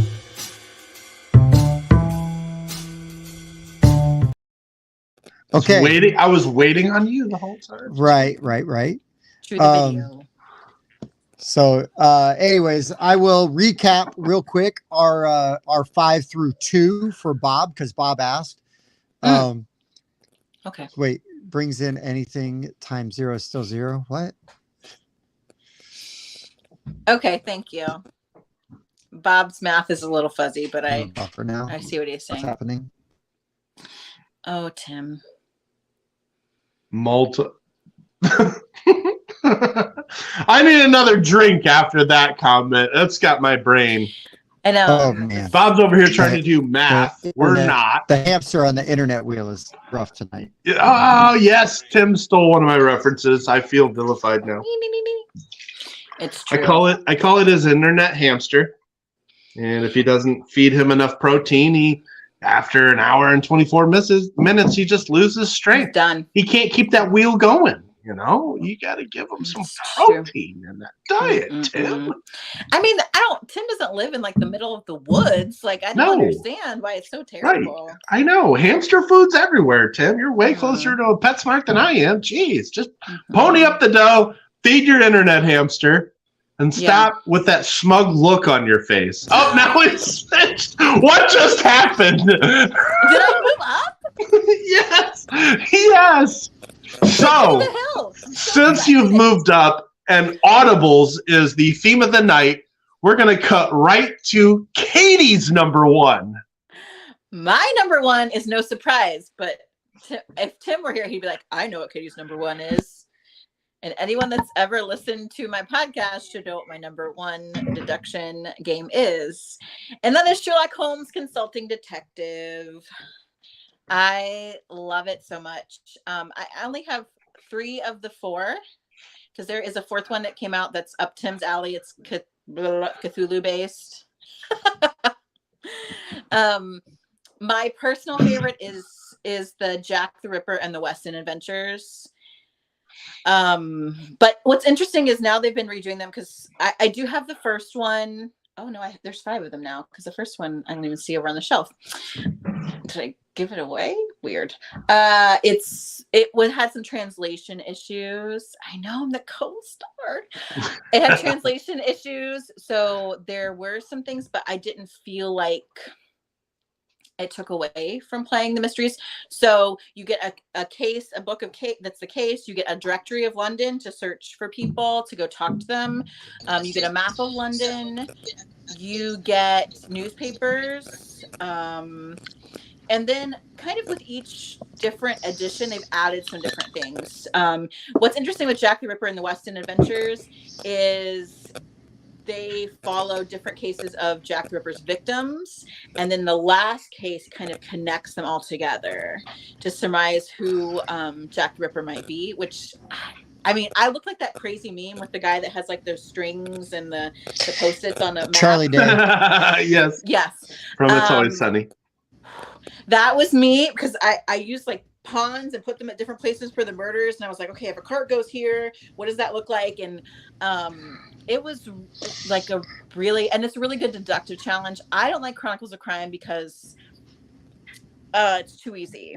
I'll figure it out pretty early. And I feel like that's tooting my own horn, but I can't figure out what's wrong with it because I'm just like, this is it.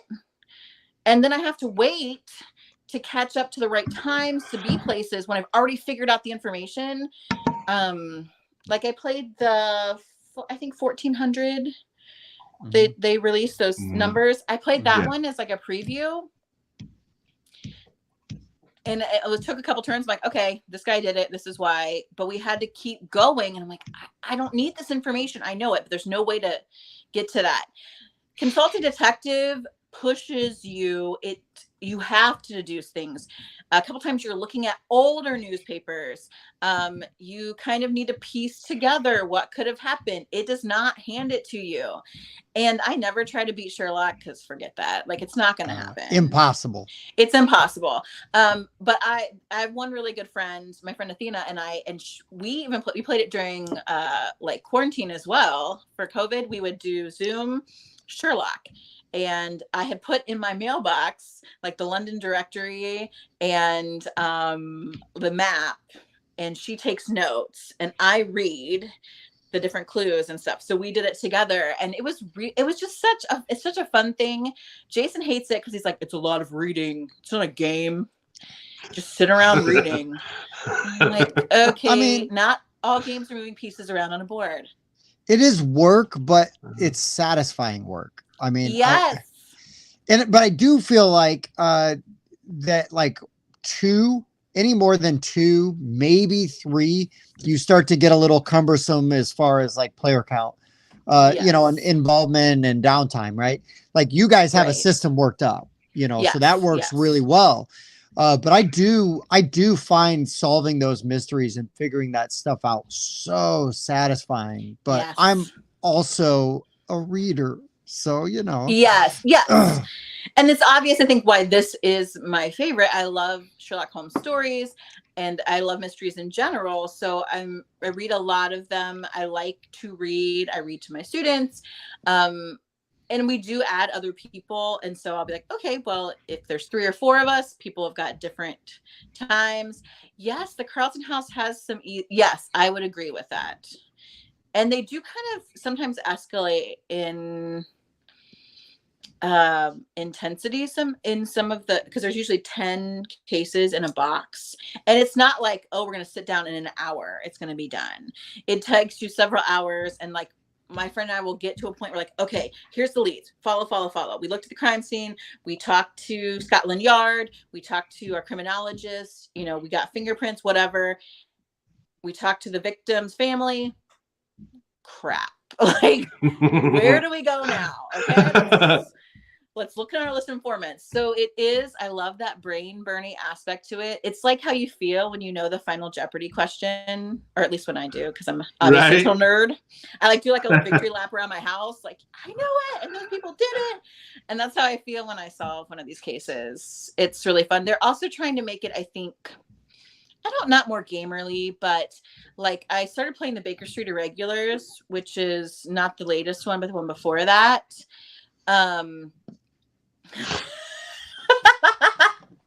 That's a great comment. And it has you, if you go to a place and you discover something, you cross off these letters. So if you show up to a place and you haven't found the clue that leads you naturally there, it's not going to give you information. So it's trying to make it, I think, a little more realistic in some ways and challenge you, which I like that they're still innovating this. And there's all kinds of Sherlock Holmes stories and ideas. Like I love Consulting Detective. You can say it's just an experience. Is what Jason would call it, an experience. But it's one of my favorite gaming experiences. So that's my number 1.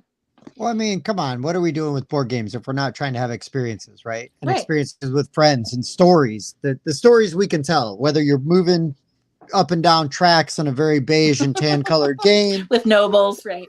Right, with nobles. That was the one thing I missed, right? Right. I almost checked all the boxes for Jason. Yes. You know, or we're playing in space. No, I mean that's the thing, is it's the stories, it's the experiences, right? I mean, like all of these Right. games that we're talking about, we're all talking about great experiences and stories that we have and have attributed to that. So Yeah. totally validates like your reasoning, right, for your love of Sherlock Holmes consulting detective. So good. So good. I knew you would know that was my number one, Tim. I was like, Yeah, oh, he you know, I totally was knows trying this. really hard not to step on it too much. Like dance around it a little, but Yes, a little. but that's okay. So my number one has been mentioned in the chat, I believe. I believe by Malik. It's not Search for Planet X, Malik. My that's a good one. number one is Mind Management, because it I knew. takes hidden movement to like a whole different level, because hidden movement naturally is deduction game, right? Because it's like 1v many, you're trying to figure out where that person's going or where they're at, blah, blah, blah. But the way that you can ask questions, and if you that person has been there and then they write on that little tile, like with a dry erase marker, like what turn it was that they were on that space, it just gives you like such an interesting piece of information, which then you have to build on, right? And now you're like, okay, well, if they were here turn 4, you know, and I know they were here on turn 2, so it looks like they were heading in this direction. And because you know they can only travel in like a snake route, right? They can't double back over unless they use a special ability, but then they got to tell you that they may have used the special ability. It's so good. It's so much fun. And there's just so much information that you have to work with, and it's still really difficult and challenging.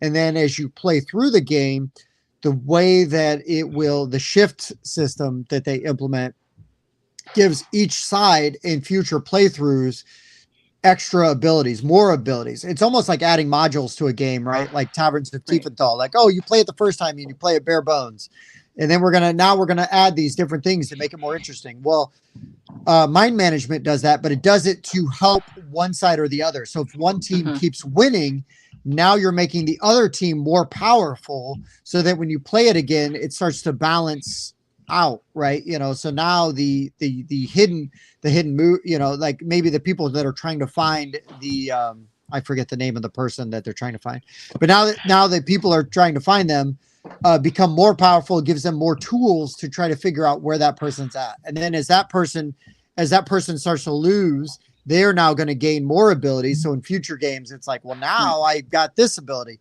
So, and you can play it either as like a campaign style game where everybody just kind of, but you can still like change rules and everything.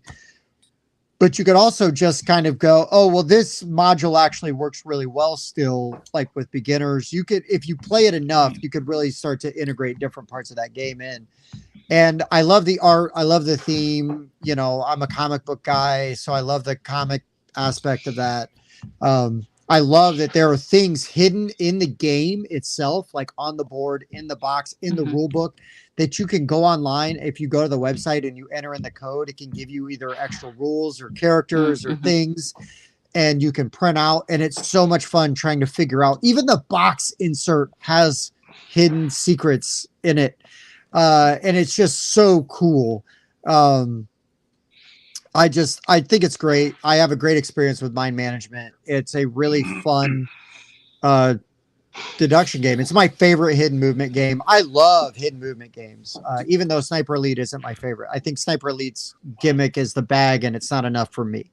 The bag where the sniper has to draw stuff out doesn't do enough for me. I'd rather play Fury of Dracula. I'd rather play Spectre Ops. I'd much rather play Mind Management. But yeah, it's a really fun deduction game. And again, the cat and mouse aspect of that, right? Where you get with like the social deduction, where it's like, I'm going to fake you out. You know what I mean? Like, you think I'm going to do this and I'm going to do this. And I had a hilarious story. We were playing Whitehall Mysteries. I was playing with Dan, and I don't remember if it was Bob or somebody else. And it was like, I made the dumbest move on purpose, because it's like, clearly this would be the worst choice Tim can make. He won't make this, so we shouldn't check here. but let's just check here anyways. And I'm like, no, I made the dumbest move, because they would be like, no, there's no way he would make this stupid move. The game ended in like 3 turns because I made the dumbest move possible. But I don't care, because I've got a great story to tell from it. We all laughed our asses off about it. You know what I mean? We laughed so hard over this, total misstep. But I mean, I tried it. I was just trying it. Like, let's just see what happens. Because if I pull this off, it'd be like, guys, I was right next to you. So I love games like that, where you can mess with people, and when it blows up, it's hilarious. If it goes terribly wrong, it's a good story to tell. But when you pull it off, you look like a genius. I look like an idiot. That's cool. I can live with that. But it was so much fun. But yeah. I love that style of games, and Mind Management just has such a unique way of giving you information and pieces to that puzzle to try to deduce where that person's moving around, right? Like, where are they at? And it puts extra pressure on the person that's hidden, because they've got to be really extra creative because of the way that they have to give out that information. So isn't there like another level of deduction there where you're trying to figure out like where they're trying to go? Yeah. Yes. So I didn't have a great experience with this game. It was okay. I don't like hidden movement games. I will be, but I like deduction. So like I right away figured out the 3 places, which made it kind of a pain for the other person that was but I couldn't find where they were, because I'm not good at that piece of it, like thinking about spatially. So I'm like, well, I'm gonna guess these 3 things, and he's like, dang it. Those are my locations. I'm like, sorry. You could but that's the other thing, is it gives you another way to win the game or be good at the game, because yes, you may not always be great at sort of that spatial aspect of it. So it gives it does. Tim error 15. You're right. So I think it was maybe 3rd or 4th time I ever got to play with the Rundown guys. And he let me be the one versus many in Mind Management, and that was fun. I don't like. I enjoyed it. I want to play it some more. I felt like it was kind of short. Like it ended before I thought it should. I felt like it could have went a little longer to drag the suspense out a little more. But I still liked it. I did like it. It does play fast. It can play fast, I should say. It's been years since I've played it, but my memories and enjoyment of Spectre Ops were far more fond. Sure. I enjoyed Spectre Ops a lot, and I need to play it again. Same with Mind Management. Spectre Ops is great. I love it. Okay, Your number 1, Mike. My number 1 is... So, this is a game I haven't played in a while. But if you ask me what my favorite game is that has the most deduction in it, it's not that close. It's Alchemists. I love Alchemists. Oh my gosh. Let's get the con out of the way. You go like 2 years without playing it like I have, you forget how the deduction works. You got to relearn the deduction puzzle, because this game's crunchy. Oh my gosh, yes. It's a brain burner. You are really just you're focused through the entire game. And it combines worker placement. Yes. You got to go here to get these ingredients. Then you're going to go here to mix these ingredients, and they're going to tell you what the common denominator is. Right. And then you can put this bead in this awesome player board screen thing that has a whole like triangular grid on it, and you're okay, does this one have a red with a plus and a green with a minus and a blue with a minus, or does it have, you're trying to figure out these 3? Yes, thank you, I got it over here. It's so good. I love that bluffing is a major factor in this game, because you're trying to publish theories. That's how you're getting the points. So like, I got to figure out what the ingredients are of this toadstool. So you're mixing all the ingredients and trying to figure them out. But the game pushes you to publish your theories before you're comfortable even publishing them. No idea. Like round 2, they're like, oh, you better publish your theories this round. crap. So you're like a duck. You're like underwater. You're like, I don't know. There's one of these I have no idea. One of these I'm like 90% positive, but I've got one figured out. Let's try to publish that theory. But above water, you're trying to convince everybody, I totally know this one. Absolutely got this one down. You guys should definitely endorse this theory because publishing theories gets you points. Endorsing other people's theories also gives you points, and you get to choose how many points it's worth. But if you get it wrong, somebody wastes their highest point endorsement on your theory that you just totally pulled out of thin air. Oh, I love it because you've convinced them. They're like, I know this. You guys got to endorse my theory. Man, Alchemist is so good. It's just so hard to get back into. But I enjoy the experience so much. It is a brain-burning puzzle, but there's just no pure deduction game that does it for me like Alchemist does yet. There's actually an expansion for this, and I'm like, why? Because I know. I can barely handle the regular game. I know. That's exactly it. What the heck?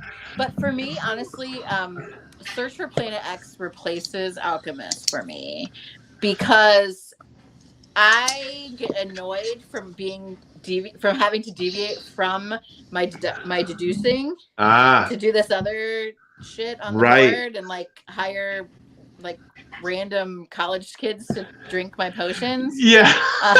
Which is do you want to test the potions on yourself or on your intern? Well, if the intern takes a bad potion, who cares? Okay, kill him. It's not great. People look bad. Yeah, so that's yes, as a gameplay, I like that. But if I want real deduction, the Search for Planet X has that, and you also are publishing theories in that one kind of as well, which I think it is a good kind of counter to Alchemist. But this is definitely one of my honorable mentions. It's on my list for sure. I think Search for Planet X takes what The Alchemist does and changes it into like an hour and a half game instead of a 2.5 hour game. Yeah, and The Alchemist is really good, but it is a longer game. And Search for Planet X definitely like tightens that down. Yes. Is that Spock or McCoy on your cup? It's McCoy. I thought that was McCoy. It says I'm a doctor, not a bricklayer. Listen, that is a space reference, Katie. I love Star Wars and Star Trek. I love space movies. I know. Space games. I just hate space games. Not even that I hate space games. I'm just like, we can do other things. Sure. Okay. Well, we can trade in the games. space Mediterranean. More ocean game. Right. I'm not tired of trading in the Mediterranean because that's a lot where a lot of the beige nobles tracks games are. Right. We had a request to do a rundown of our top 5. What is the big game rundown? That was a while ago, but we should still do it. And I want to do like maybe a couple honorable mentions before we hit some social deduction. Let's do it. Yes. Wait, did Tim give us number 1? Yeah, it was mind management. Oh, and then I went into the black hole while you guys talk about Alchemist for a while. I love what that game does, and it's got some cons, but when I'm playing that game, I enjoy it above all the others I mentioned, except for My Blood on the Clock. It's a great game, 100%. It's a great game. It's just it's a commitment. All right, I'll jump into honorable mentions real fast. So Spectre Ops was one. That's so far my favorite hidden movement game. I do like Phantom Inc. I just prefer to Crypto. That was my other one. And this is the other one that's a word game. Jason comes up with the best comments. I love it. I love it. Another word game that has just a little bit of deduction that I finally played and really like is So Clover. So Clover is a really cool puzzle. Man, it's a good puzzle. That is a really good puzzle. It's a really cool puzzle of a word game. You got, this thing that looks like a clover, and that's because you got these cards that have a word on every side. So 4 cards, and then you play them down, and then you got to give clues that link 2 totally unassociated words together. And that's just interesting. And when everybody figures out so then you place these cards, you write your clues, you take the cards off, then everybody has to place those cards back on there so that all the clues match up like it was originally placed when you had it. I just never seen anything like it. It's kind of wild. It's a little hard to explain, even though it's sort of a simple concept when you play it. If the teammates get it on the first guess, you just feel like a genius. Yeah. It's one of those. Ben is a little bit like that. Yeah, Ben is like that. Yeah, Ben's really tough, interesting, but tough. Yes. And yeah, Those Jason. So Jason was talking about Hollywood 1947 and some other games. Yeah. So Hollywood 1947. It's really good. Hollywood's the only one in that series that I played, and I played Facade Games. Is it Facade Games? I think that makes Facade. sense. Yes. And thanks to Jason, actually, he reached out to them and was like, "Hey, you should look at the rundown." And then we were able to review Hollywood 1947. And I flippin' love that game. And then because of like the strength and of our like passion for that game, like we've now sort of established a relationship with them. So hopefully like we can do more Facade games. But I know Mike's got a couple of these, right? Mike, don't you have some of the other Facade games? I've played Tortuga and I own Bristol. Okay. And I love the idea of it, but I just haven't played it yet. I backed it, and I still haven't played it. Sure. Bristol has great components, too. I own and I have played all of them. Which one do you like the best? Hollywood 1947. Hollywood's good. Like the best. It's so good. But Salem is really good. Tortuga is good. I like Salem because I like witches. I don't know. And it's almost has that mafia-esque feel because you're accusing. Sometimes there's like a night phase. But a lot more things are out in the open. There's a hidden role of the witches. Tortuga is good for a lot of people because it's a simpler version of that kind of thing. Like you're either for one of the different like countries, and you're trying to be the one to get treasure, and you're moving up on the ship. So that kind of theme works for a lot of people. Bristol is cool. The idea of someone has the plague and you don't want to be in the cart with them because they're going to pass it to you, but you're trying to race out of town. It's fun. I've only played it twice. And that could move up for me. Yeah, nice. I like the whole idea of, like you said, somebody's got the plague and you're jockeying position between these multiple carts, but you're also racing and you want to be the first cart out of town, but you also don't want to be on the cart that has a person with the plague on it. It's cool ideas in there that I just really need to get to the table. Yeah, I haven't played Tortuga, so I don't have an opinion. But it's been like 5 years. But David asked if it was dry. Yeah, Deadwood is my least favorite. I thought that one was a little too convoluted. I like a Wild West theme, but if you want to do Wild West deduction, or social deduction even, I would choose Bang the card game instead. Yeah. Hop, what's interesting is with Hollywood 1947, we played it with like 3 or 4 players and still had an amazing experience with it. Like a really good experience. I was surprised with a social deduction game like that at how well it played at a low player count. And it's tough to pull off. To me, that made it that raised it in my esteem. But I think if you can play it with like 5 or 6 is probably a really good amount, a really good player count. Because then you're seeing the different like jobs happening and flexing. I see. Thank you, David. I apologize, sir. I got the joke, David. Well, Mike's supposed to be the geography guy. I'm going to now learn which way I point. I just didn't expect that was the direction we were going. So Mike is now like really has no seat on Katie's trivia team. Right. Yeah. And I could still be there because I'll be the movie guy. I can cover music and sports, but she doesn't need that. She's got it covered. But I got the movie stuff. So we're good. I've worked in video stores for years. I know movies. Listen, Mike, I don't need to have more sports knowledge than you. She's got that covered. I'm not shoring up that weakness. I've covered other things. I'm a little bit weaker on basketball, but Larry Bird and I share a birthday. So I feel like I've drawn Well, some information. you're much from better him. looking than Larry Bird. So you're October? good. You win. He's a great white hope, man. No, December. December. See, Mike, 7th. you're out. You're out. You tried to get in. You tried to get in. You're like Larry Chris Legend, Farley at the end man. of the Chippendales. Born and sketch. He raised keeps in dancing, Indiana. and they're like, no. I Sorry, know. Barney. Upset. You're out of this. Mythology, you got anything, Mike? I mean, I got that covered too. I don't know what you can offer. Why don't you work on that? What can you bring to the table to the trivia team, man? I'm running out of My ideas. favorite classic movie. I mean, are we talking like classic? Like, I love a good Cary Grant. I love a lot of Frank Capra. Or are we talking like Frank Capra is amazing.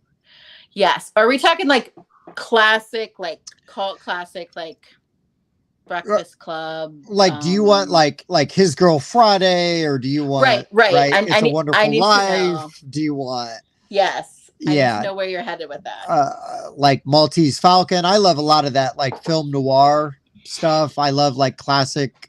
I like suspense. Doris Day. I like a lot of like Vincent Price, like early Yes, horror. Oh yes. my gosh, the stuff. Bela Lugosi, love it. Oh, holy shit, Jason. Sorry for the language, but yes. Billy Wilder, Sunset Boulevard. Really good picks. It's good. Here, I love it. Arsenic Mike, and you Old go ahead Lace and is drink. My favorite, I'd say. Katie. I was Yes. in Arsenic and Old Lace in high school. It was the first Get play I out. did. I played the Peter Lorre character, and I got the part because I love Peter Lorre. I went in just doing a Peter Lorre impression. That's all I did, Oh. and it got me I was like, I know the impression because I watched Looney Tunes and Yes. old horror movies with Vincent Price, right? Yes. Well, and even Yes. Peter Lorre is in he's in Maltese Falcon, which I already mentioned, right? So it's like, yes, okay, so I'm gonna come in, I'm gonna do this, and I'm gonna talk like this. Okay, yes, whatever you say, boss. Yeah, we got it, boss. Yeah, let's do it. I love And that so, movie. I just went in and did a That Peter play Lorre. is so I played that character and had so much fun. And again, though, right? Cary Grant. You have Karloff, or no, it's not Boris Karloff, is it? Who plays opposite of Peter Lorre? But they joke about that he looks like Boris Karloff because he looks like he's got the scar guy on who his plays face. Jonathan. More I can't remember. Yeah, Jonathan. Jonathan, what are we gonna do? Right. Yeah, like I just like the whole These time. old like, ladies have a higher body count than you. Yes. yeah, I love it. my It's so good. It's so good. Oh, and Hop, you cannot go wrong with To Kill a Mockingbird. Gregory Peck is amazing. Amazing. And let me just say, fun fact about To Kill a Mockingbird, Robert Duvall's first movie appearance, he played Boo Radley. And if you don't know who Robert Duvall is, Mike, you should, because Robert Duvall is an amazing actor. Should. Amazing actor. Fantastic. One of the greatest actors, like generational talent. Robert Duvall. Yeah, Mike's going to keep drinking. Mike, have you seen The Godfather? Yes. Okay, he's the Irish lawyer in The Godfather, Robert Duvall. He's so great. He's so good. He's amazing. Strangers on a Train Drink if you don't might remember. be my favorite. Strangers on a Train might be. Oh yeah, Raymond Massey. Yes. And Elaine Harper, or no, Priscilla Lane played Elaine Harper. Yes, who was really great. I also love. There's Charade with Walter Matthau and Audrey Hepburn. Yes. And gosh, everyone's in there. James Coburn and I'm trying to get to these.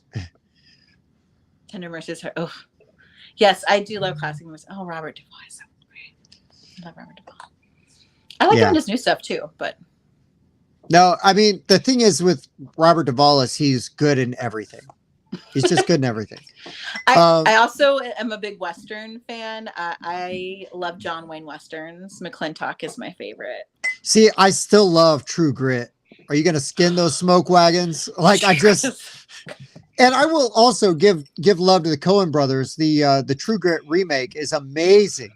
I'm impressed with what they did with it. Absolutely. That's a hard movie to do again, right? And have Rooster Cogburn be like the character that he is. But yes, he is. I know this is stereotypical if you want to talk about great Westerns, but High Noon is such a great, like often imitated, never duplicated, Western. The Sons of Katie Elder is another John Wayne one that also has, I think Robert Mitchum's in it. Yeah. Forget who else. But yes, I've watched all kinds of movies all over the place. Music And- too. Maureen O'Hara. Yes, I love her. There you go. There you go. I She's actually, my idol. who I like more in Westerns than John Wayne, and forgive me for saying this, is Clint Eastwood. And maybe it's just because of the household I grew up in. Yes, but some of those Clint Eastwood Westerns are just like, I love Pale Rider, Unforgiven. I mean, you can go back to Good, Bad, the Ugly. Fistful of Dollars, Few Dollars More, Outlaw Josie Wales, Two Mules for Sister Sarah. I mean, there's so many for a reason. So many good ones. So many good ones. So many good. And yeah, Ginger, this is, I guess it's technically 40 years old. Holy crap, 40 years old. Clue. Is it really? It's close. Tim Curry. I love Tim Curry so much. Okay, Wayne, you are my best friend. I love Silverado so much. It has Kevin Kline, Jeff Goldblum, Kevin Costner, Brian Dennehy. There's so many people. Danny Glover is in Silverado. Silverado is so good. Totally underrated movie. Really good. It's also got the dude from Blood Simple, but I can't think of his name right now. But he's a fantastic actor. Was in a bunch of movies at that time. But Silverado is really good. Love Silverado. And Wizard of Oz, Wizard of Oz is just iconic. Like, you can't touch it. I showed it to my kids for the first time the other day, and they were like, "Wow, this is good. I like this." I'm like, "Yes, there's a lot of things referenced to this. You need to know this." I love Wizard of Oz. The crazy thing about Wizard of Oz is that it is one of those movies that everybody will know now before you've even seen it. You already know Wizard of Oz because it is so integrated and infiltrated our culture, right? It is so integral to like all of culture that you just know. Thank you, Jason. Scott Glenn was the guy I was talking about from Silverado. Scott Glenn. He's an amazing actor. He's in a ton of stuff. But yeah, man, that's a good pull. Scott Glenn is a good pull. And Wayne, yes, Unforgiven is also an incredible movie. Sorry, Katie, what were we going to say? I like Tombstone a lot, too. Tombstone is a newer Western. Oh, dude. Tombstone's so good. So good. So good. It is like Val Kilmer at his peak. I'll be your Huckleberry. Like, come on. That's a great movie. Here's the thing with Tombstone is Val Kilmer looks as terrible as he does in that, right? And women still love him. Men still love him. They're just he just is at his peak. He is at his peak. And you also have Kurt, like, I love Kurt Russell, like, unabashedly. Like, I do love him. Just Kurt Russell walking around being Kurt Russell. And he doesn't even shoot people. He like pistol whips them. Like, that's the ultimate F you. I mean, I love that. He's just like, I'm not gonna waste a bullet. I'm just gonna crack you in the head. And I'm gonna do it with your gun. I'm gonna do it with your gun. Bob sounds like somebody that tried that in college. Oh my Lord. Under the influence of multiple substances. We know Bob. The whole or just like one or two. I actually, there used to be in town a Pink Floyd laser light show, and I've seen one of those, and they would do that with the Wizard of Oz, where they would play Dark Side of the Moon. Like the first 30 minutes of the laser light show would be Wizard of Oz, Dark Side of the Moon. Cool. And then they would go into other stuff.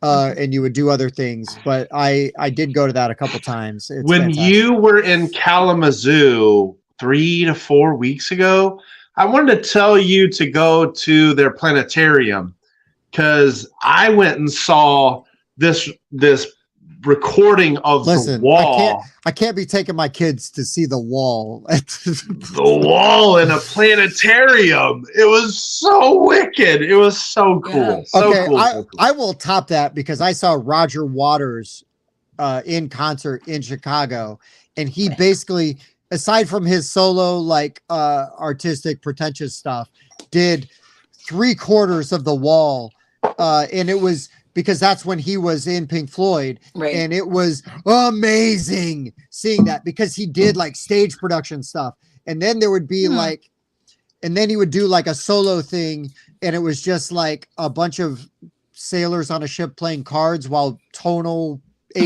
music played. And I'm like, I'm sure this means something to somebody, but it doesn't mean anything to me. But when he comes out to the wall and they're like, you know, it's just going, and he goes into Comfortably Numb, and there's like actors on the stage like doing things, and you're like, it was amazing. The girl I was dating at the time and I were probably the only sober people in the audience.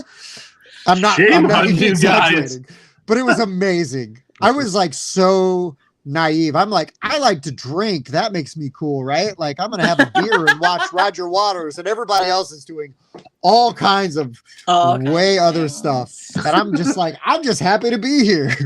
It was kind of like going to a Tom Petty concert at the time. Gosh. It's like, I don't smoke, but I love Tom Petty. Oh, wait, people that smoke weed like Tom Petty? This is crazy. It's like Dave Matthews Band. Oh, yeah. Also, same year, Katie. Same year, saw Dave Matthews in concert. Totally so you clueless. Just had contact buzz like the whole year. Well, the whole year. Yeah, I've been to like 4 of those. A Raise in the Sun. I have seen that play, but I haven't actually watched. It's so good. I love Sidney Poitier. He also amazing. There's you can never like overrate Sidney Poitier. Like he's just the best. So great. What were we talking about before we got onto this? I don't know. Who cares? I think it was board games. I'm not sure though. Oh, board games. Billy Bob Thornton. Oh. Yeah. Oh wait, hold on. Tombstone, yes. Also, Billy Bob Thornton is in that for a minute. Sam Elliott is in it, and I love Sam Elliott so much. That mustache. Ginger, listen, I love Back to the Future movies. Okay. I love Back to the Future. Oh, but hold on, we're leaving out a Western. 2 Westerns that are amazing. One in particular, Young Guns. Young Guns is an amazing Western. And then everybody dies, but they come back for Young Guns too. It's so great. Doesn't matter. Historically accurate. You don't explain it. We don't care. You're back again. Listen. Oh my gosh. Young Guns. Oh my gosh. My favorite line from Young Guns, nobody will ever get, but I don't care. It's when they're all tripping on LSD or they're doing peyote. And the one guy's like shooting off in the you see the size of that chicken? And he's like just firing off into nowhere. And it's such a weird random line. I just always laugh at that line randomly in my head. But Young Guns is so good. Emilio Estevez, Kiefer Sutherland, Lou Diamond Phillips. I love him so much. Lou Diamond Phillips should be in everything. I don't understand why Lou Diamond Phillips isn't the biggest star in the world. La Bamba, like Lou Diamond Phillips is so good. Gosh, he's one of my. Stand and Deliver is such a good movie. Yes, it is. Yes, he's so good in that. Kyle. Yes, Hell or High Water is such a good contemporary Western. Yes. I would also say, now I'm forgetting the name of the Western. It was a new one. It's a newer one with Kurt Russell. It's like it's not Devil's Backbone. That's a Guillermo del Toro Spanish language movie. But there's one with there's a newer Kurt Russell movie that's really good. But Hateful Eight's fun, but it's violent. The Star Chamber. I don't know that I've ever seen The Star Chamber. What the heck is The Star Chamber? 1983. Oh, I don't know. When we were talking about Val Kilmer, I was thinking about The Saint, which is such a phenomenal movie. Oh, The Saint with Val Kilmer just playing like different identities like the whole time, nonstop. That's Jason with the fireballs. I know. Yeah. And a Hop. Hey man, nothing wrong with that, dude. Nothing wrong with that. I've never been drinking. Appreciate that. There's nothing wrong with that. Never puked from drinking. You're just not trying hard enough, Katie. That's me either. Recently. There's a couple times I've tried probably too hard. Let's see. Wild Bunch is classic. Outlaw Josie Wales. Yeah, is really good. I like the Magnificent Seven, both the old and new. Oh my gosh. Okay, so I haven't watched the new Magnificent Seven, but the old the original Magnificent Seven, like I literally cry. Like I love that movie. It brings me to tears. I just The new one does too.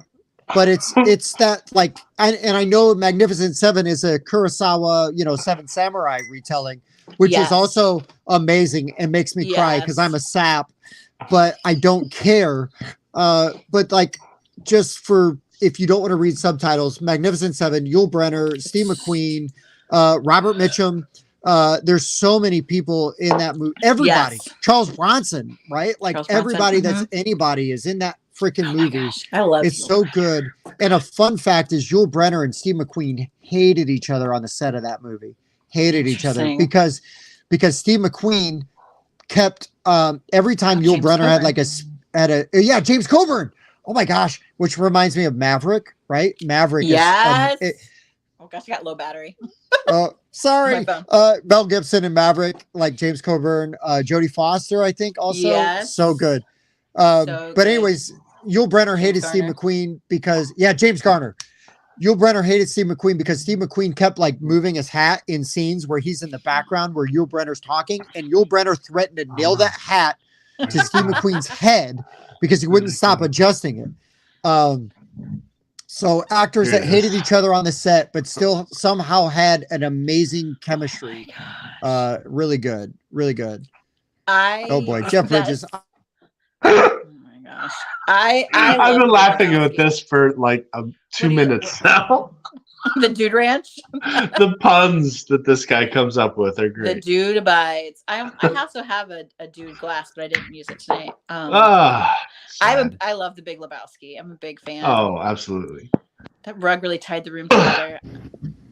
I am the dude, and I've been called that by Andrew because I'm heavy set. I have glasses, and I'm a bowler.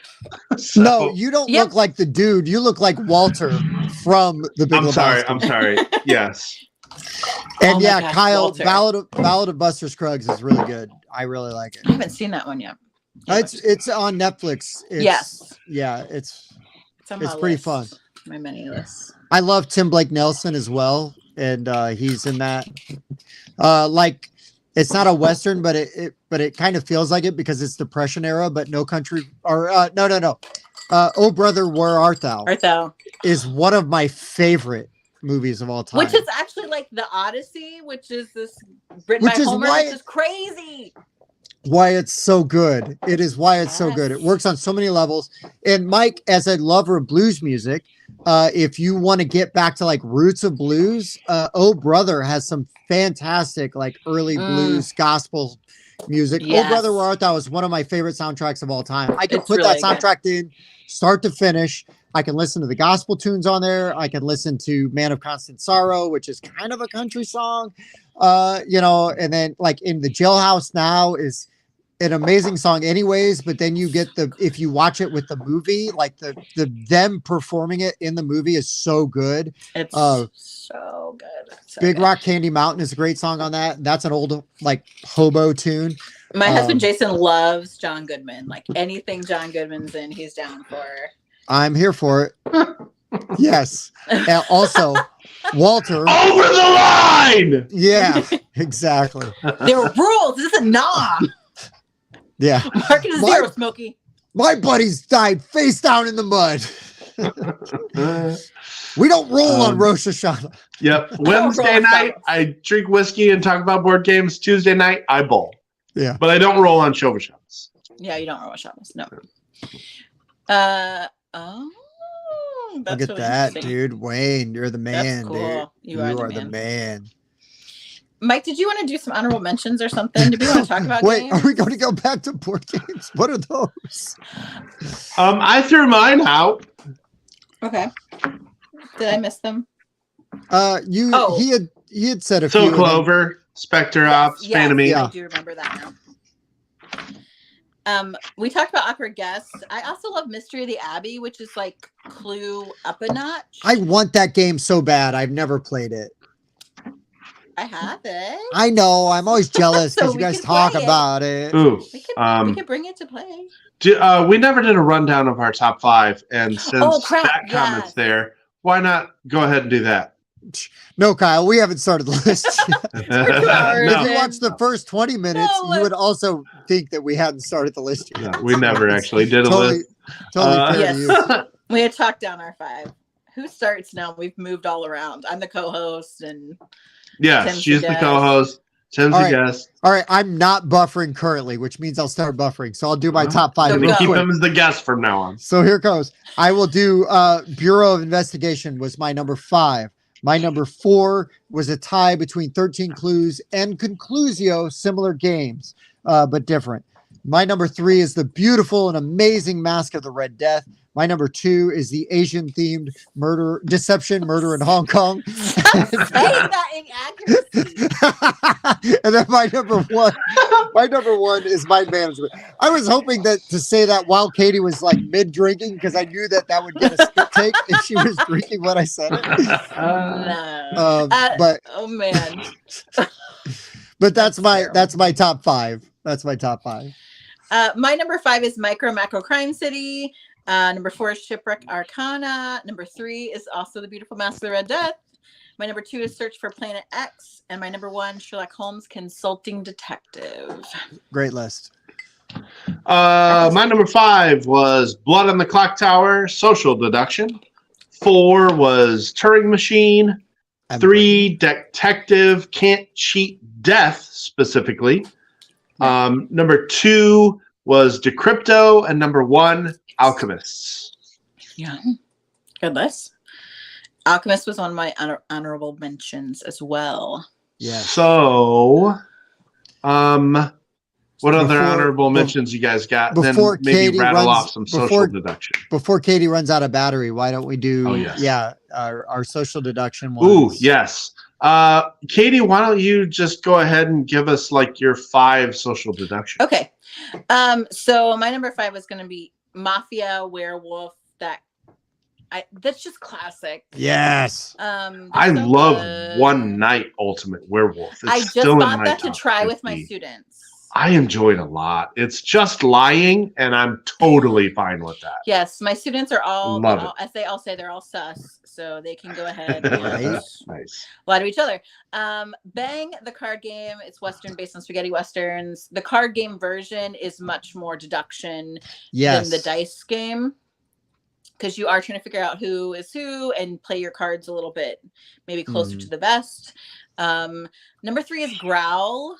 I love Growl. You're welcome, Katie. I know I taught you guys that. Yes, Tim taught me that, and we've taught several people and had some crazy times with that one, which is werewolf-esque, but not. You're spreading your lycanthropy. If you like Growl and you can't find it, you can get the Stranger Things Attack of the Mind Flayer. It is the same game reprinted. Okay. Sorry to interrupt, Katie. Just putting that out there for my good. buddy Joey Vigor, who was the designer. Right, definitely not because we have a Excellent. review. Also, Check it either out. of those. My number 2 is Deception, Murder in Hong Kong, which was on. Asian themed. It's not Asian. Tim's list. Just, Tim's you're just makeshift embarrassing list. yourself, right? Oh, there's a place in Hong Kong. There's a place in Asia named Hong Kong. So sure, it's an Asian themed game. Nice. No. Ha! He dropped off. Take that. Asian themed comments. And then my number 1 is actually Hollywood 1947, which we just discussed. Nice. So good. Dang it. Awesome. Oh, I need to play it. I'm so disappointed I didn't get to review that Oh my because gosh. I love social deduction games. It's Love them, so love great, and I love that whole like era of like the Red Scare and McCarthyism and all that kind of stuff that was happening, and people were being blacklisted in Hollywood, and it's like historical, but you're playing all those roles, and like the cards are gorgeous, like it's that old Hollywood look. It's so great, so great. That was one Kickstarter preview I really wanted to do. Okay, I'll go ahead and do my social deduction. So my number 1 was Blood on the Clock Tower. I made it my 5 of the regular list because I absolutely love it. It's my favorite experience in gaming.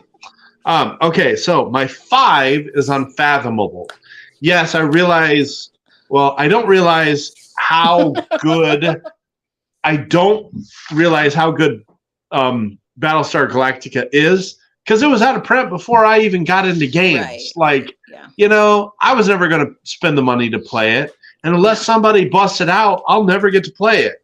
But I think Unfathomable is a really good game. I've enjoyed it quite a bit. I've played it a couple times, and it was really fun. So until I play Battlestar Galactica, I'll gladly tell you Unfathomable is a great social deduction game. Yeah, that's on my list. My number 4 is Dark Moon. Man, I love Dark Moon so much. Dark Moon was originally labeled as Battlestar Galactica Express. It started as a print and play, and then Evan Derrick, the designer of Final Girl, said, let's make this into a real game.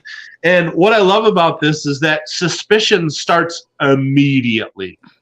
And the reason is because you've got a screen behind it. It sounds like you haven't played Dark Moon.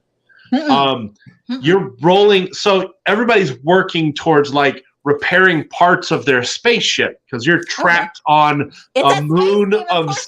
You're trapped on a moon of Saturn, and you're trying to repair your ship and get back.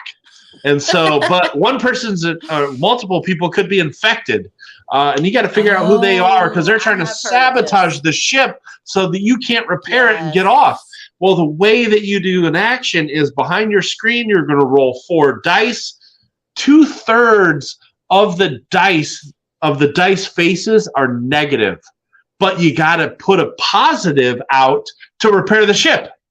So it's just more likely that it's going to be a bad result than a good result. Right. So just right out of the gate, you're like, what? Why'd you put a negative out there? There's no way you rolled 4 negatives. No way. Right. Well, it's more likely that you did. But it's just that game mechanic of there's 2/3 of your die faces are negative, but a positive repairs the ship and gets you progress. Oh, I love Dark Moon. I've had great experiences with it. My number 2 is One Night Ultimate Werewolf. It's still in my top 50. I don't care that it's just lying the game. I don't care. I love that. That's fine. I love to lie to people. God, and that's why my number 2 for this and still makes my top 30 is Secret Hitler. I enjoy Secret Hitler so much. I've played it. I've had so many fun games with Secret Hitler. Man, I am such a blast. It's such a blast. Gosh. I've had so many great experiences with that. It's good on so many levels. Like the production is so good. It's just like we're talking about Dark Moon, where there's so many more of these fascist policies. So you're like, well, you gave me a fascist policy. You must be a fascist. Not really. This is a game where my husband famously called me a lying piece of trash and people from our church, and they were like, do you guys do marriage counseling? I'm like, no, he's lying. He's a freaking Hitler. And he was. I just like that it was with the church group. Yeah, it was, so like, Hop, yes, I want this game so bad. This is like the number 1 social deduction game on my wish list right now. It seems to be difficult to find though. Limited print run, it seems. I really want to try Feed the Kraken because it has mechanics around just. Oh, well, he said, there's more mechanics involved. You're moving stuff around. It's like a pirate ship you're moving around. It looks really, really neat. It does look cool. I don't know anything about this, so I just looked it up. It looks great. Oh my gosh, yeah, it really does. But I love social deduction. I mean, I would have, for me personally, that's my preferred over deduction. But it's just, I'd play more deduction. I just haven't been around. I really like Wolves of Mercia. I don't know if Katie's played that yet. No, I've heard you guys talk about it several times. That's one we've talked about a lot. I enjoy that one quite a bit. Werewolf with Layers. Yeah, Werewolf with Layers. I do like Wolves of Miller's Hollow. Like that's the most basic, like werewolf. You know, you could play Mafia or Werewolf with a deck of playing cards. Yeah, that's what I do with my students. Yeah, which is what I love. Right? It's like if you have we used to play where if you had an ace, you were the werewolf. If you were the jack, you were the cop or the seer. You know what I mean? Like you had different things. Real quick, I just wanted to tell Jason to add it to a South Bend bag because he's said that multiple times. He's an Indiana native. I'm going to get him up here someday. You know that, right, Tim? Yeah. He's going to come up here. He's down like near Muncie, right? Marion, Muncie, Anderson. Like State-ish. He's about 2.5 hours away.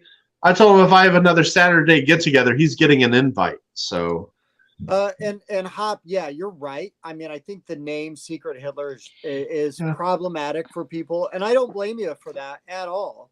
But I mean, the game is what it is. It does what it does.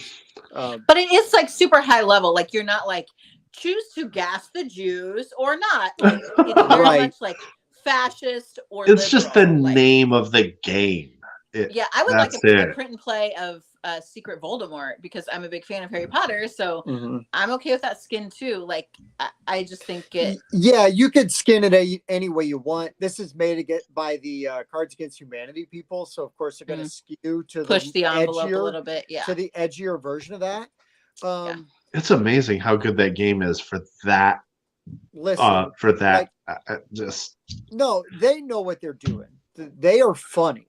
You don't have to like Cards Against Humanity. it is funny for sure. If you follow them or get like their emails and stuff, those people are really funny.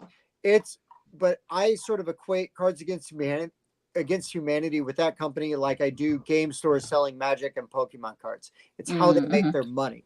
They can do other fun things, but they're making their money with a known quantity. And so I don't hold it against them. I think Cards Against Humanity is fine. It served its purpose. It has now since been eclipsed, by much better and easier and even more family friendly games. Absolutely. But it served its purpose. It did what it needed to do. And so, but yeah, Secret Hitler is really fun. Again, no criticism on anybody being uncomfortable with that name. Right. Absolutely. And with having to be Hitler. Yeah. But like Katie said, right, there's Secret Voldemort. And if that is a problem for you, you can make it anything you want. There's one on their website that's Trump as Hitler. Yeah. So. Yeah. Which I would also be comfortable playing. Yeah. But to be totally fair, I don't really have a problem with any of those things. And that's me. Me. I like to push the envelope sometimes. I'm not going to say that I love, like Howard Stern or anything like that, but I do appreciate pushing the envelope. I think that real comedy is found in making people uncomfortable. I think that's what made Mel Brooks great, like especially in like the 70s. And still is. Hey, I mean, Dracula Dead loving it. We're not.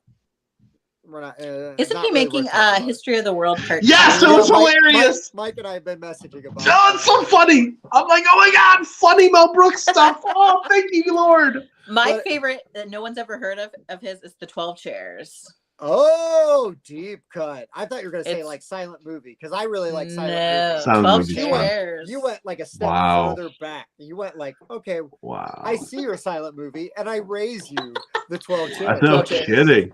Dang. Good. Oh, you like high anxiety. Sure. Yeah, right. Well, sure you do. Spaceballs, get out of here with that weak sauce. No. I am versed in some Mel Brooks movies. I was talking to Tim about it last night. I haven't been as excited about a new series coming out in quite some time. And History of the World Part 2 got me pretty excited last night. It's hilarious. Yeah, but I also understand that is not for everybody. Absolutely. And totally respect that. And no judgment or anything on that. And I think there are other games that follow that model, like even Dark Moon that Mike was talking about, that you can play and have that experience, but without kind of that icky political overlay. Sure. Yes. And again, right, like horrible things attributed like to that name, right, and everything. So it's not always going to make everybody totally comfortable, right? And so I get it, but I also, to use the term the Brits like to use, I love taking the piss out of things. You know what I mean? Yeah. You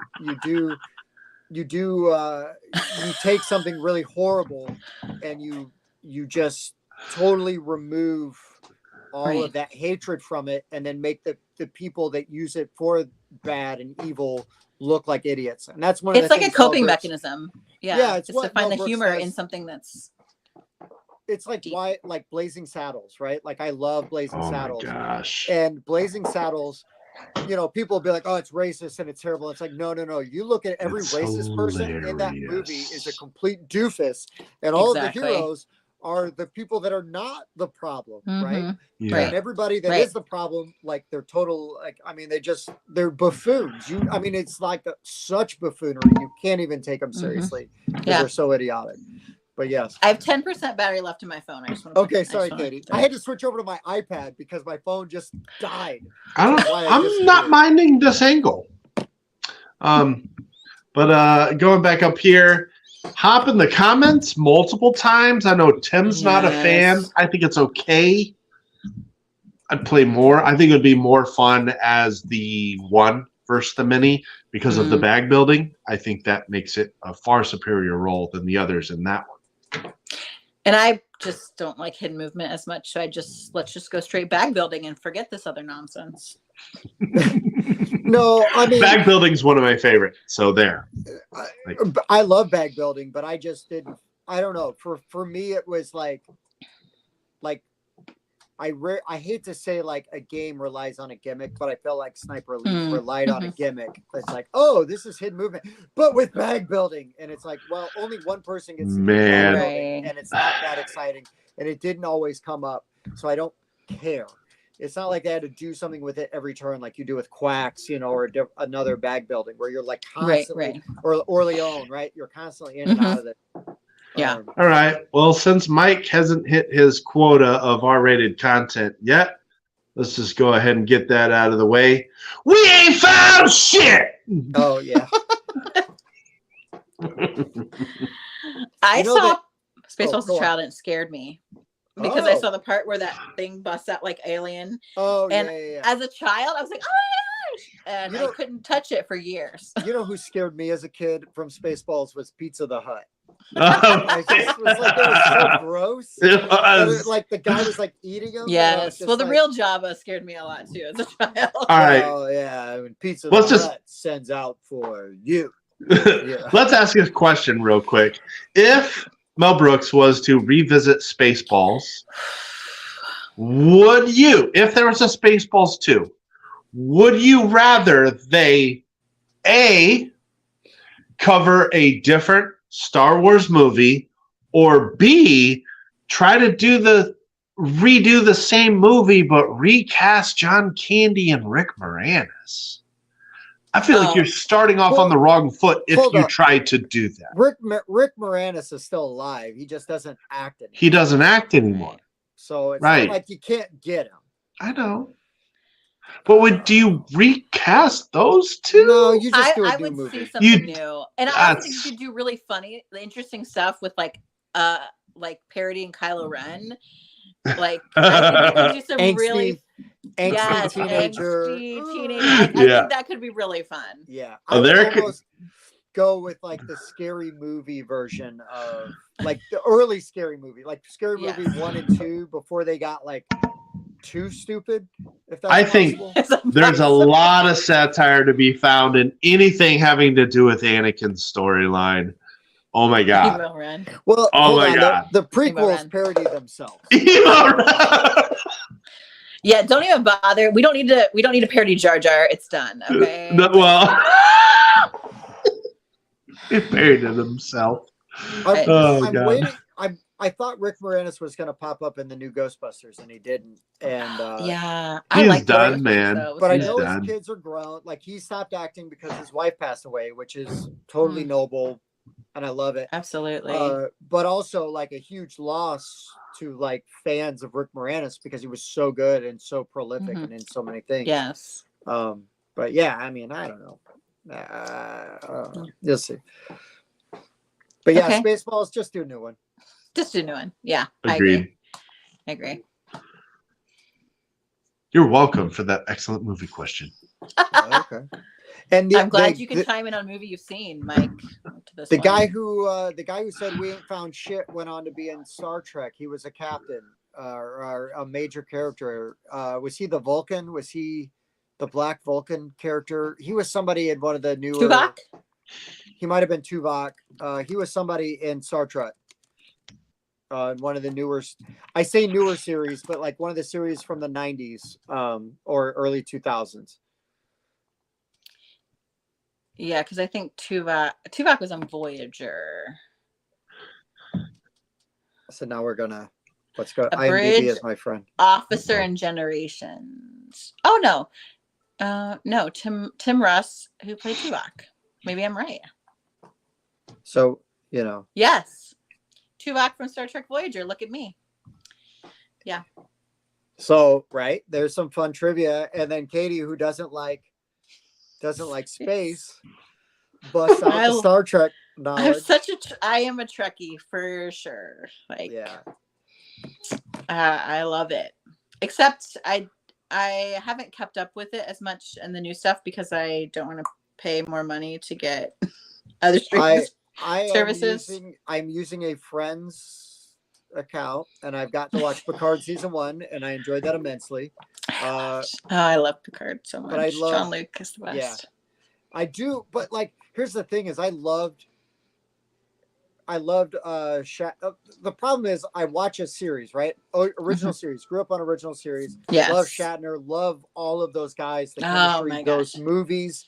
Yes. And then I'm like, nothing will ever beat that. And I watched Next Generation, and then by the end of Next Generation, You're like, I love this crew so much, right? Yes. I come to love Picard so much, but in a different way than I love Shatner, because they're so different. They're right? so different. Oh my gosh, yeah. They're so different. And then I'm like, oh well, Deep Space Nine can't be that good. And I watch Deep Space Nine, and it's like, it is good because it's so different too. But like it's so different. So yes. Katie, I've never watched Voyager. I haven't watched Voyager yet. I watched good. I know, right? I gotta watch it. It's but so I watched good. Picard season 1. I enjoyed. I'm now finding out that there was all this hate for Picard season 1. I enjoyed it a lot. I found it to be sort of what the Star Wars sequels should have been. Maybe, and I didn't hate the Star Wars sequels, but it's like, oh, here's like this character and where they are now, and like how all of the things that have happened have affected them, and so Picard's kind of a different guy because things have happened that have changed him, but which is realistic, I think, as a character development. Absolutely. I mean, I'm a different person now than I was 20 years ago, right? Yes, you know what I mean? And I imagine that 20 years from now, I'm going to be different than God willing that I live that, 20 years longer, and so. Dang it, we've lost him. We were doing so well. Hop doesn't think I'm sober. I'm fine. What was the question I missed? It's just serious important. Oh, here it is. Oh, here it is. He wants to save it. But you lose me with Star Trek, so I'm just spectating again. Sorry about the Star Trek. I could talk about Star Trek. Leonard Nimoy. Oh my gosh, I wish he was. He's my struggled grandfather. Get into any of the old stuff, so therefore it gave me no desire to check out the new stuff. McCoy is like this classic tank. I mean, he's so great, but the greatest curmudgeon ever.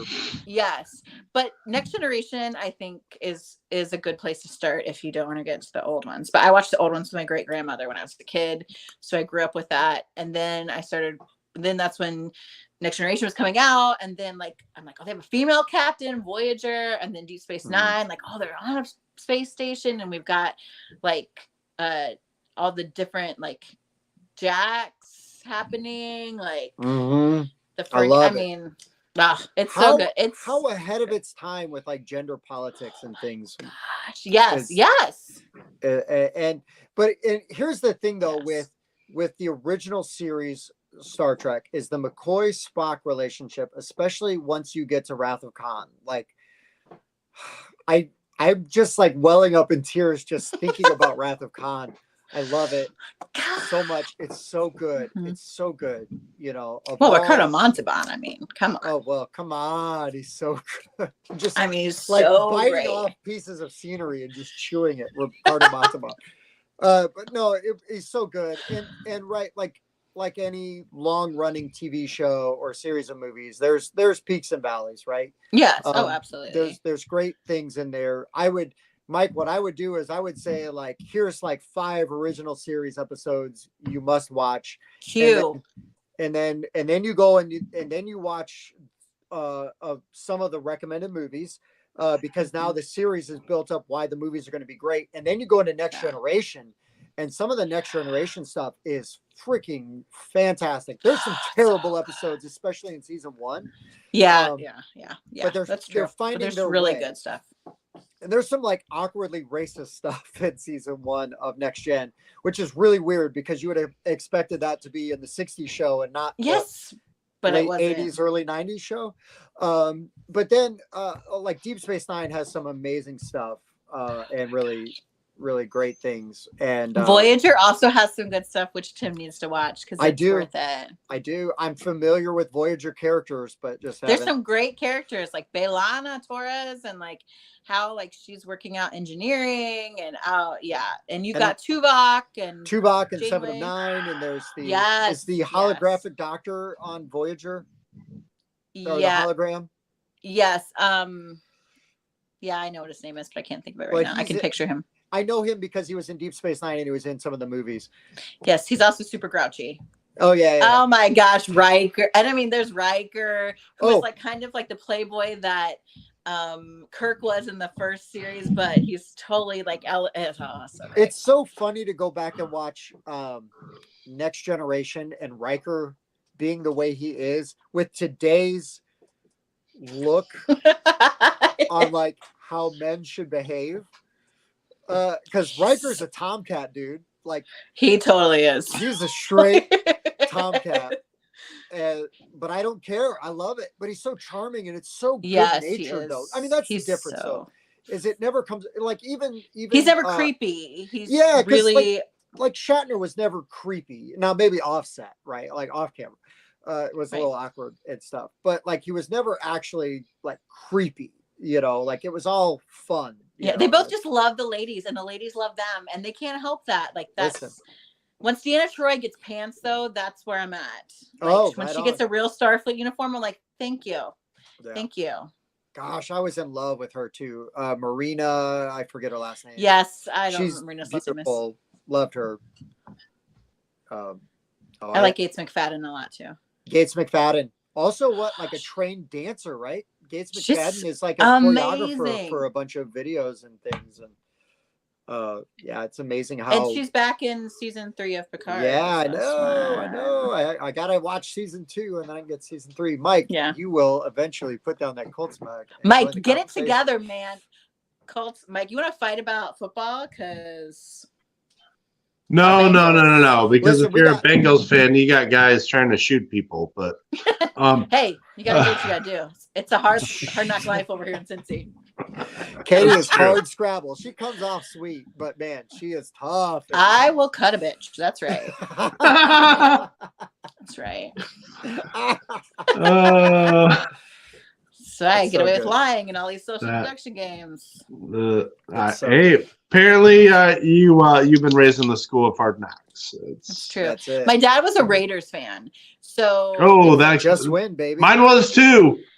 Yes. So I grew up for a while. Al Davis, like that is mentality. Grew up as a Raiders fan and then became a Colts fan. But yes, Raiders fan growing up.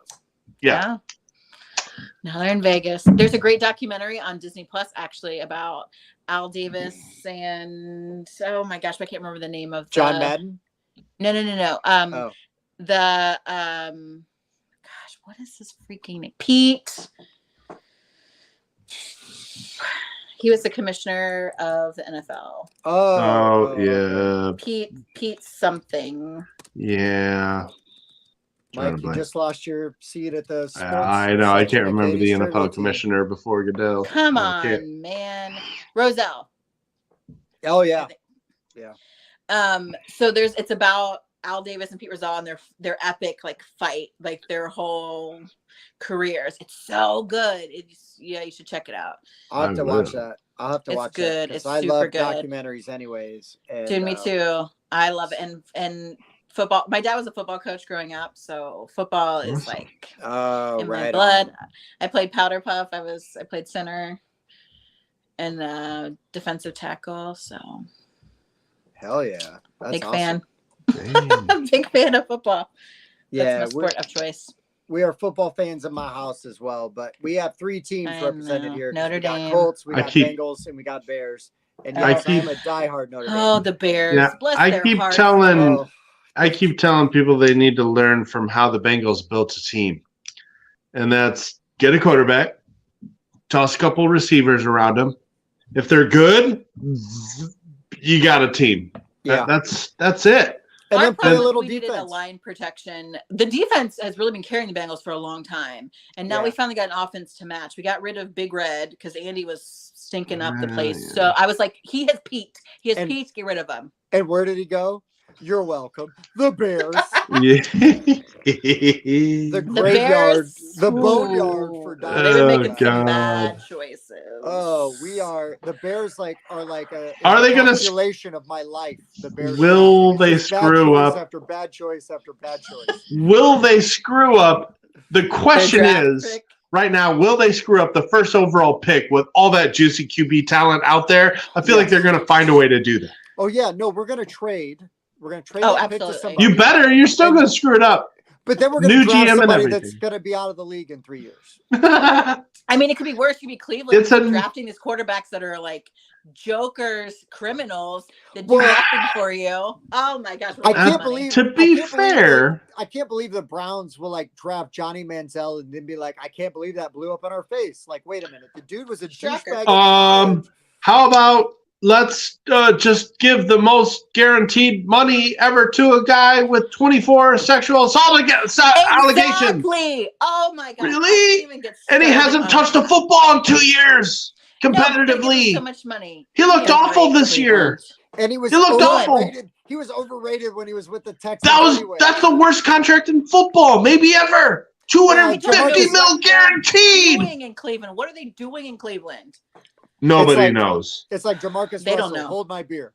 You are literally the laughing stock of the league, and I'm not trying to be insulting, but looking at Deshaun Watson as the face of your franchise is a joke. That's a joke. Like when you let go of Baker Mayfield, who loved Cleveland, who was working hard for you. I do not and understand. You get this criminal. Come on, and give him more money. How they got rid of Freaking ridiculous. Do not understand. It's garbage. It's junk. It's a terrible team. Yeah. Every quarterback. They don't love criminals like Cleveland does. Those are just cheap and make bad choices. It's just so yes, they just make bad choices. That's correct. It's almost as bad as like Washington, right? With like Dan, like Washington's got the worst owner. Cleveland's got like the second, and then the Raiders have like the third worst owner, and then Jerry Jones and the Cowboys for. Oh my gosh, I can't even talk about Jerry. Oh my god, our team is terrible, but somehow we keep getting primetime games. Oh yeah, it's because money. Roger Goodell, I'm coming for you. Okay, this is ridiculous. Ridiculous. What's funny is they're going to start faltering real quick. They have more guaranteed money locked up into running backs than anybody in the league. They have an overpaid quarterback. They're going to sink fast. They're not going to be able to retain all the other guys around those huge contracts they have. Micah Parsons, woo! Who knows if they can re-sign him? Yeah, it's a mess. It's a mess. Meanwhile, I've got a opioid addicted owner in our franchise who said some dumb stuff before. You gotta love Jim Irsay. I like Jim Irsay because of his passion. I really do. Well, I really do. Really passionate about we'd like to actually get I would like to get the Ohio State quarterback, Katie. That's CJ Stroud. I want that kid real bad. I don't know if I've seen it. No, he's too small. And I love CJ Stroud's numbers.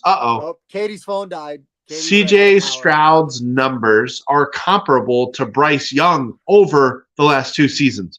Very comparable. And the fact that just how accurate that guy is impresses me like crazy. The thing is that Stroud has 2 things against him. One, Ohio State. Okay, that means nothing, though. Go ahead. And 2, he's not Bryce Young.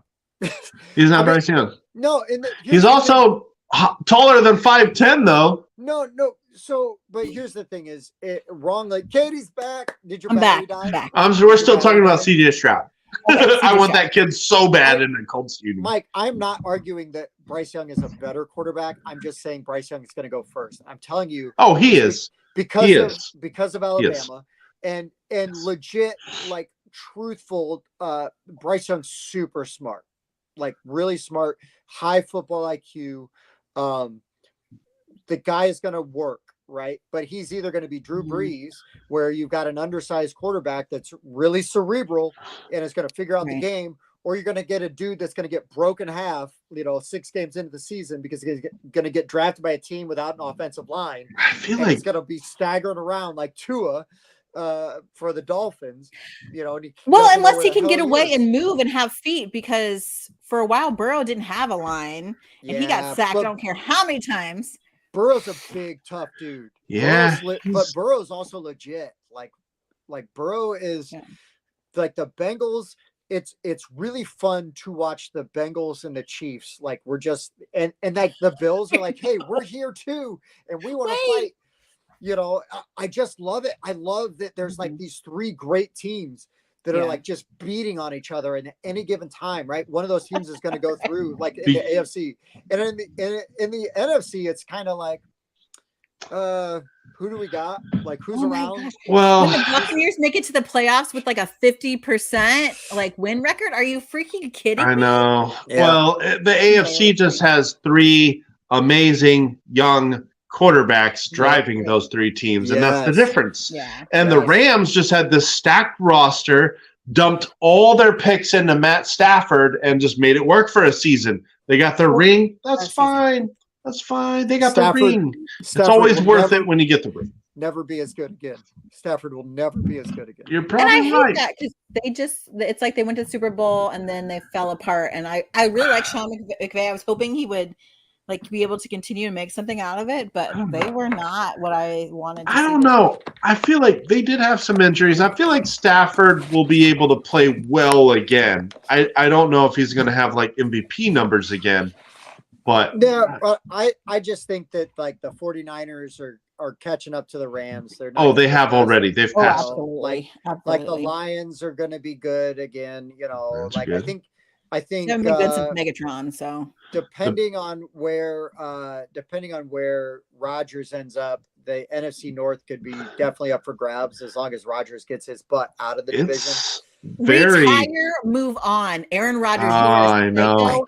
What is it with these Green Bay quarterbacks being super annoying at the end of their careers? Like Aaron Rodgers has now basically made it to where the douchebag to talent ratio, the douchebag part has exceeded the talent. Yeah. Like, dude, you're going to tell the media you're going on a darkness retreat? Nobody cares. Nobody cares. Out of the 4 days you're supposed to go, he didn't even make it the whole time. Right. Oh, he could go for up to 5 days. He lasted 2. I hate Aaron Rodgers. Super douchebag. He is a douchebag. Blaming your other players and not taking any responsibility. See, like Aaron Rodgers has reached LeBron James douchery level for me, where it's like it's my coach's fault, it's the guys around me. Right, it's not like me. LeBron James. If LeBron James is amazing, and Rodgers both super talented. They've got all the tools. Sure. It's amazing at their age they're able to do what they do. They're so good. Oh no, I'm gonna. Well, I know where he's going. He had basically all rookie wide receivers, and then was blaming his wide receivers for dropping passes. Okay, yeah, but they're like half your receiving core is 20. Like, expect some failure before you get the results. That's part of learning. They don't go in together, so they don't have a relationship either. Yeah, it feels like he's alienating the other people on that in that franchise and on that offense instead of like being the guy that's like, hey man, I got you. Let's start working on the playbook. Let's run some routes. Right, exactly. Yeah, that's what a leader does. No, Rodgers is not a leader. He's now a douche. And that's my problem with LeBron James. Like, I just don't feel like he's coachable. Like Jordan was coachable. I love Michael Jordan. Dude is famously like a jerk, right? Like, which is because he's so competitive. But at the same time, he lifted up the players around him. he made everybody around him a better ball player. Like it's just what it is. Colts still suck, Mike. They just still suck. Nice try. There's nothing you can We'll do. keep rotating. We'll be fine. Come back to me with some more wins. We'll see how it goes. We gotta get a Colts quarterback still suck. first. Ours retired on us. Colts still suck. I don't No. blame them though. I love Andrew Luck. I have no ill will with somebody making their money and saying my body's taking enough damage. I'm ready to be a dad. Yes. Nothing but respect for Andrew Luck. Well, Love the did guy. he graduate from he's super smart. He's Yeah, insanely smart. He has a Hey, book club. He's there's got a two- Stanford degree. There's two Yeah. things I will hate Andrew Luck Really for. smart guy. One is he had way too much money to have that stupid ass neck beard. Scraggly, nasty beard. Yeah. Thank you. Dude, It's like he was could trying to afford fit in a razor. Amish country and it wasn't working. Shipshawana is too far away from Indy. Stop. She just threw Shipshawana reference in. I grew up an Amish country girl. You have no idea. Let me tell you, I love that place. And number two thing that I will always hate about Andrew Luck is Notre Dame had a hell of a time beating him when he was at Stanford. I hated Andrew Luck when he was Oh, at Stanford. dude, he was So I so never good at got over Stanford. I never Man. got over that. Yeah, Jim Harbaugh is his coach. Harbaugh was probably a little bit better of a coach when he was at Stanford than at Michigan. I can't Um, stand the Harbaughs. But Yeah, again, I hate Ohio him. State, I hate so- him. Well, He's you're a- an Ohio he's a- State fan. But I can't stand Harbaugh. He was a Bears quarterback for a minute, but one of the many. But he wasn't Harbaugh also a Colts quarterback? Yes, Yeah. yes. He took us to an AFC championship, and had they had replay back then, old Slash, they would have found it was out of the back of the end zone when he caught that game-winning pass for Pittsburgh in The that replay game. wouldn't help because the refs might have called it and it wouldn't have been enough to overturn. So, we're still stuck. It was very clear he went out of the back of the end zone. Are you Listen. Steelers? Wait, no, you're a Vegas. No. What are we doing? Oh, don't get me started on Pittsburgh teams. Okay, I was gonna say King. he went out of the back of the end zone. That's been confirmed. There's footage of that. There would be no debate. No, but I mean, like right now, we still have this debate going on. Somehow these things happen, these calls are made. I don't. Oh yeah, and then we take 10 minutes reviewing the replay. It's like, well, he didn't complete the process of the catch, which includes breathing and taking 7 steps, Oh God. and confirmation of the chest rising that there was a breath during the catch. Control with all 5 fingers. God. Tim, are we keeping you up too late, old man? Sorry. No, you're fine. You're fine. We talked about Star Trek. We talked about movies. We talked about games. we Oh, no, talked I'm about getting to my all light. my I can't things. go farther. I love it.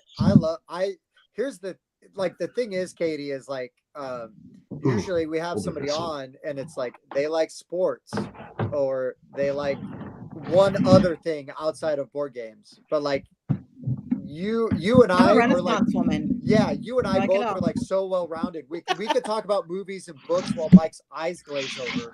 But then we could jump into sports and Mike is like perky as hell right now and like ready to go. So His you know, hamster has protein. It's running.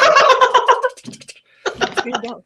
like I'm gonna bore Mike because it's like I had to put down a book to come down and do this, and it made me really sad because it's a book that I read like 4 years ago, and I'm just now getting back into it. And I got to read the other ones in the series. Way of Kings, The Way of I've Kings. heard of it. It's a Brandon Sanderson. I've it's heard. first- I've been wanting to read Brandon Sanderson. I've heard good It's things. the first one in like a trilogy. I read the first one before the other ones came out, and then never went back to it. Now I'm like, oh, I'm gonna read the other ones. So like, I'm now reading this book again, and I'm like, oh, it's so good. I remember loving this book. Yes. And my wife's like, why would you reread a book? I'm like, it's like rewatching a movie. And she's like, yeah, I don't like to do that Yes. either. And I'm like, that's fine.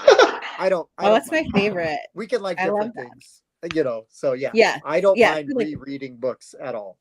No, and I want to keep them all in case I want to revisit them. They're all of my friends. Yes, they're my friends. Exactly. I'm like Old the memories. smog of books. I want to have them all and just sit on my hoard and Smog. yes, And your I- hoard. yes, Yes, of I all of get my it. books. The Cubs, come on, man. Okay, now I'm not necessarily a Cincinnati Reds fan, even though I do like the Reds. I also am a fan of the Red Sox and the Cleveland. We're not Indians anymore. Guardians. The Guardians, right? But one of my friends from college actually played for both Cleveland Oh, and nice. Red Sox. So, Oh. Hold on, the Cleveland Guardians. You mean the roller derby team? I mean, they had a pretty good run there for a while, my friend. They did. They did. I'm a diehard Cubs fan. I'm going to opening day this year. I love the history of the Cubs, but that's how I feel about the Red Sox, like Fenway, and there's some. I hate the Yankees. So and in That's- 2021, I went to Fenway, and oh my goodness, yeah, really, really cool ballpark. That's what I Very love about cool baseball, area. though, is the history, right? Boston was History. such a cool town because of its history Mhm. and the old buildings and the architecture there. Oh my gosh, And great town. considering America's like, or that baseball's America's pastime, to have those historical parks and those historical teams and the history there, I think that's really great. Except I hate the Yankees, and Yeah, same. Thank you. it is a move. It for me, they are the classic team that says we need a salary cap in the MLB Mhm. because Well, they're a Baseball's big market team and they're ridiculous getting right away now. with it. They will not be able.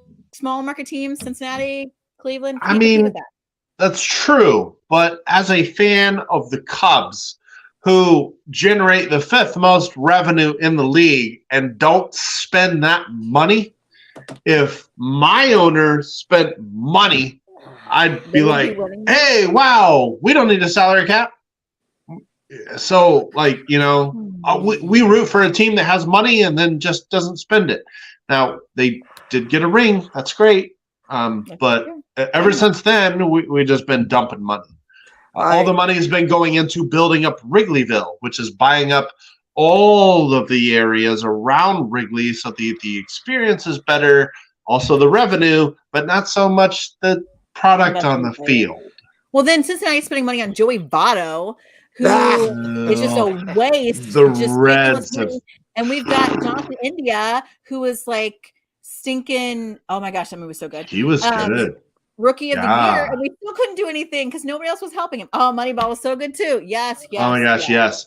I was actually very much surprised that Alcides Aquino didn't turn into anything. Like, he had a great rookie year, and then last year, like, they demoted him, and then when they brought him back because they were out of it in June, that guy couldn't hit the ball at all. I really thought he would be a great prospect for them.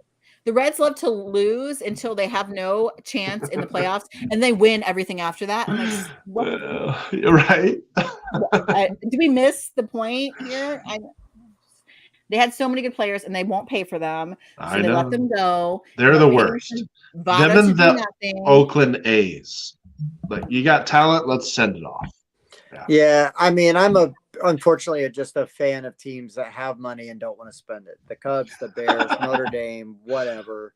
Notre Dame spends money. Well, come on. They say, well, do they? They acquire a lot of money, though. Thank you, Katie. Thank you, Katie. It's true. Come on. I bet if they released how much Brian Kelly was getting paid, he'd be up there. He'd be in the top 10. Yeah, but he got more money to go to LSU. Well, I know he did, but just maybe there's a reason. Interesting. Just saying. I do Dame, they didn't need to keep him, though. Come on. No, they didn't. I'm glad he's gone. I'm just saying. I like having a coach that likes my team as much as I like my team. That helps. Right. Like Brian Kelly was a Notre Dame fan because Notre Dame signed his checks. Like Marcus Freeman, I feel like actually buys into Notre Dame and loves being at Notre Dame and loves what Notre Dame's about. I will always love Marcus Freeman for that. It's kind of like Lou Holtz and all of his cheesiness, right? Lou loved Notre Dame. You want your coach to just be into your team, So, yes. And A League of Their Own, one of the greatest baseball movies ever made. It's I love train moves, ladies, not the station. John Lovitz for his 5 minutes in A League of Their Own. There's no crying in baseball. Does that hurt the cows? It sting the hell out of me when they're milking the cows. He is ridiculous in that movie. Oh my gosh. Sandlot is great. And I actually like 42 for a recent baseball movie. 42 is very good. Barry Pepper, directed by Billy Crystal. 42 is really good. Sandlot, though, man, Wendy Testaberger. I love Sandlot. There's so many things. There's so many things. You're killing me, Smalls. Yeah. Kill me, Smalls. Oh my gosh. All the time. So many lines. There's so many lines in that movie. It's so good. And it's just, and people, and that once we're in the Sandlot, I've seen reunions of them together taking pictures. They still really enjoy that, and I think that's really great Yeah. about that movie. Field of Dreams, Oh, Field Dreams is good. such a good. Excellent. Chadwick Boseman Yeah. wasn't in 42. He was in 68. What was Jackie No. Robinson? It's Or no, 42. no, you're right. 42. It's I 42. was thinking of 60. 61. 61. That's the Billy Crystal Berry Pepper. That was Roger Maris, 61 and 61. Mhm. Yeah, 42. Harrison Ford, Chadwick Boseman. Yeah, I Chadwick had my wires crossed, but yeah, Chadwick Boseman. What a terrible loss. But Major League, I would arguably say that's probably my favorite baseball. Katie. Major League League. is so good. It So is. good. Oh, it definitely is. That is a But that was he's a right. reason for me to Moneyball's pull really for good the too. Cleveland Indians when I was a kid was just because of Major League. Of that movie. Willie Mays Hayes, Oh my you know, like all gosh. of them. Oh, Bad News Bears, that's a classic. Mhm. Sandlot, you didn't like Sandlot Day Around. That's really sad. That's good. Yeah, I mean, different strokes for different folks, I guess. Yeah.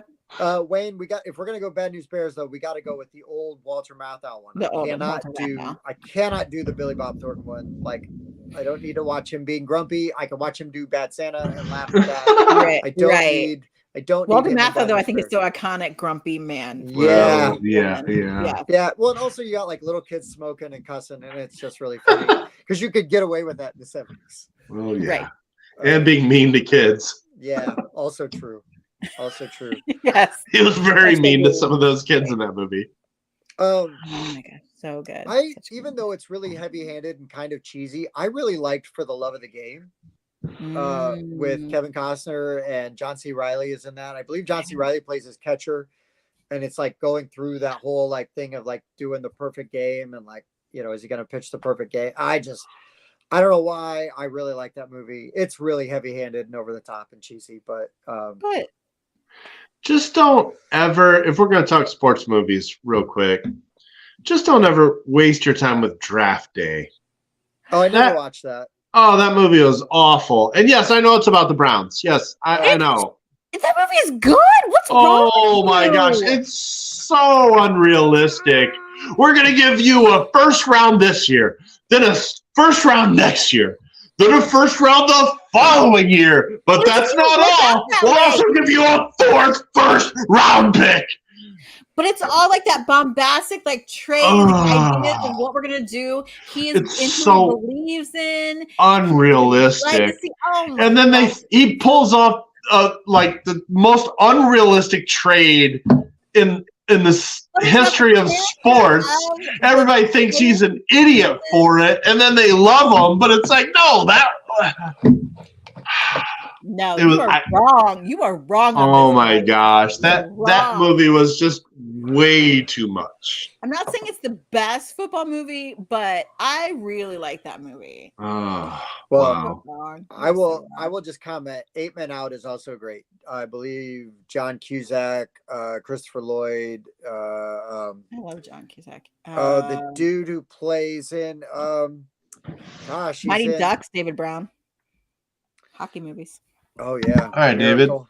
David. I enjoyed Ali. No, listen, I love Muhammad Ali. That movie is not good.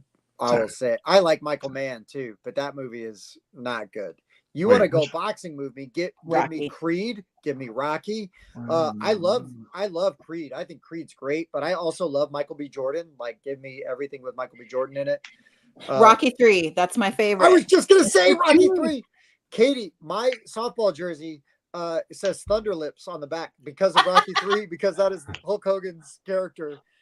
My god! For no other reason. I used to say for some reason my dad looked like Mr. T. My dad was a half Japanese man. He didn't wear gold chains. I don't know why I say look like Mr. T. Doesn't make sense. But Mr. T is like my celebrity dad. I love Mr. T so much. Oh my What's god! Your prediction for this match, Clubber? Pain. I love.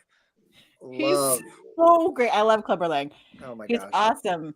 I mean, I love the A-Team also, where he gets to be nice, but yes. Yeah. No, I love Mr. T. Does radio count? Oh, Mike, calm down. Calm down. That is not a sports movie. I'm trying to think of another one that's not one of like the big three that I really like. Cool Runnings. Does that count? Cool Runnings. Feel the rhythm, feel the rhyme. Yes, that one's so good.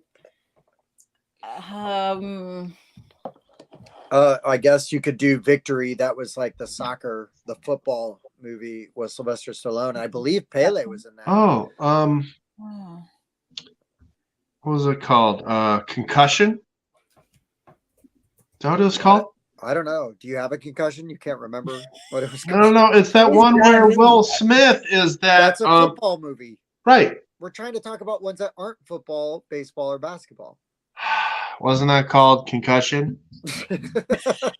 you have Talladega I lo- Nights Oh my gosh. Talladega volleyball. Nights. Yeah. racing. Yes. I mean, Days of Thunder. We could. Yeah, talk but about. Talladega Nights is better. Oh man, Vision Quest. Holy crap. I never could get into wrestling. Ooh, basketball. Basketball. Kicking and Screaming is soccer, which is pretty funny. It's good. I enjoyed that one. Oh yeah, so golf. golf Caddyshack. movie. Tin Cup's really good. I like Tin Cup. Yes. Caddyshack, I feel like is Golf adjacent. parts of Caddyshack are better than its entirety. It Mm, hasn't mhm. always aged like super well. Yes, I would I think agree. Caddyshack is better for like very specific scenes. Like I could watch Caddyshack in like a half an hour and laugh my butt off. But if I gotta like watch the whole movie, like there's some ups and downs for me. Yeah. But Happy Gilmore. yes, I love Happy Gilmore. Really good. Dang it. Yeah. Keep thinking about ones that are the main three, like Blue Chips. Oh boy. The Program. You're just gonna keep naming football movies. Rudy. Remember the Titans. I'm not mentioning Rudy. Are you kidding? I hate Rudy. I hate Rudy. Not because I dislike Notre Dame. You suck. You don't get to play. I'm sorry. I appreciate your grit and whatever, but you're not going out on that field. No. Talk unrealistic. Give me a break. Rudy's the millennial story that drives everybody nuts. Here's your participation trophy, Rudy. And I love fun ass. So here's the thing with Rudy is that like it's a fantasy that is absolutely barely how it all went down.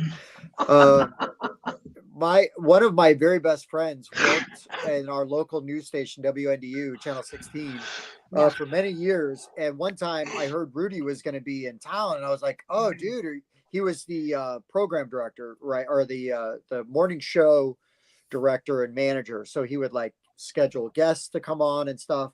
And I was like, dude, are you gonna have Rudy in studio? Like, what's he like? And he's like, no, because if we call Rudy Rudiger and ask him to come in, we will never get him to leave.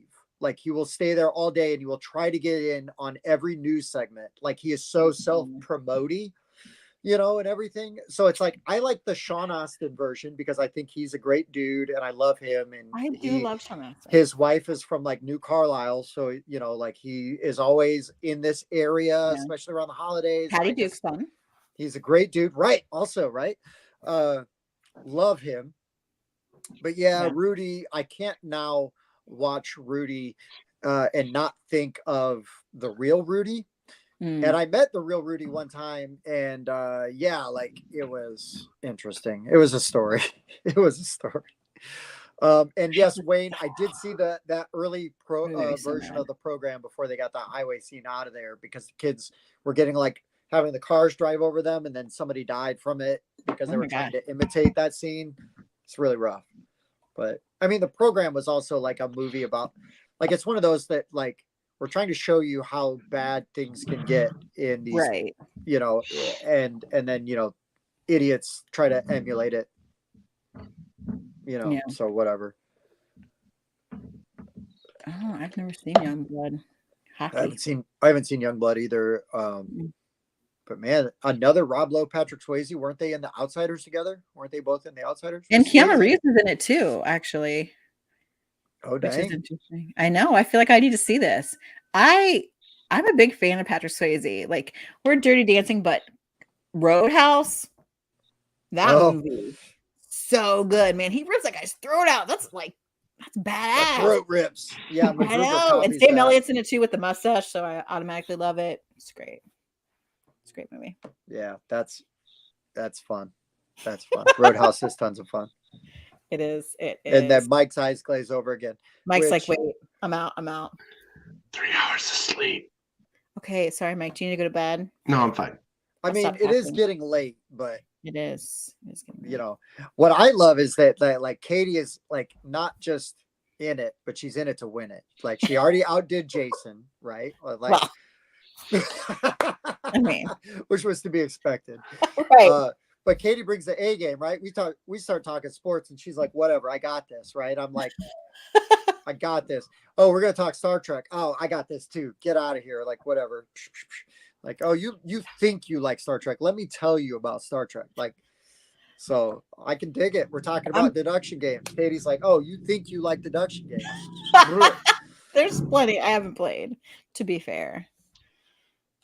I like to learn about things, like to know about lots of things. I've Yeah. always wanted to be on Jeopardy since I was a child, so I collect all kinds of random trivia, and like I really love my students, and so for me, like I try to relate to them in different things.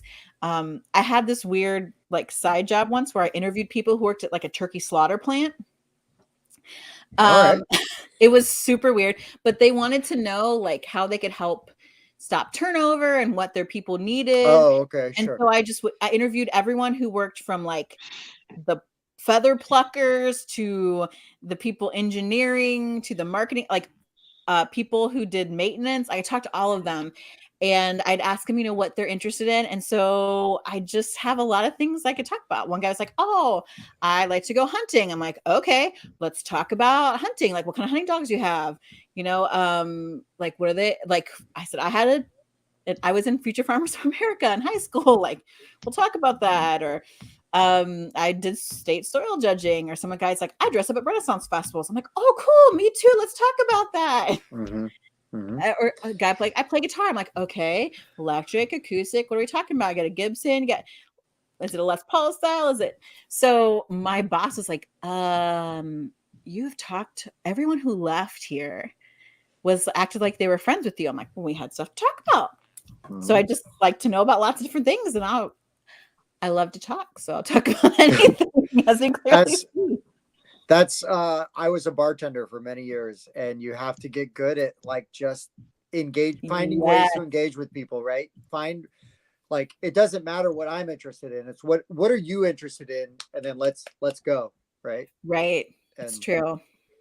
And People want to is. share with you sometimes for no reason. You're like, "Oh, what? Dude, people love to overshare. Holy crap!" Oh my god. Sometimes be That's careful. Good movie. Mike, do you know what this is?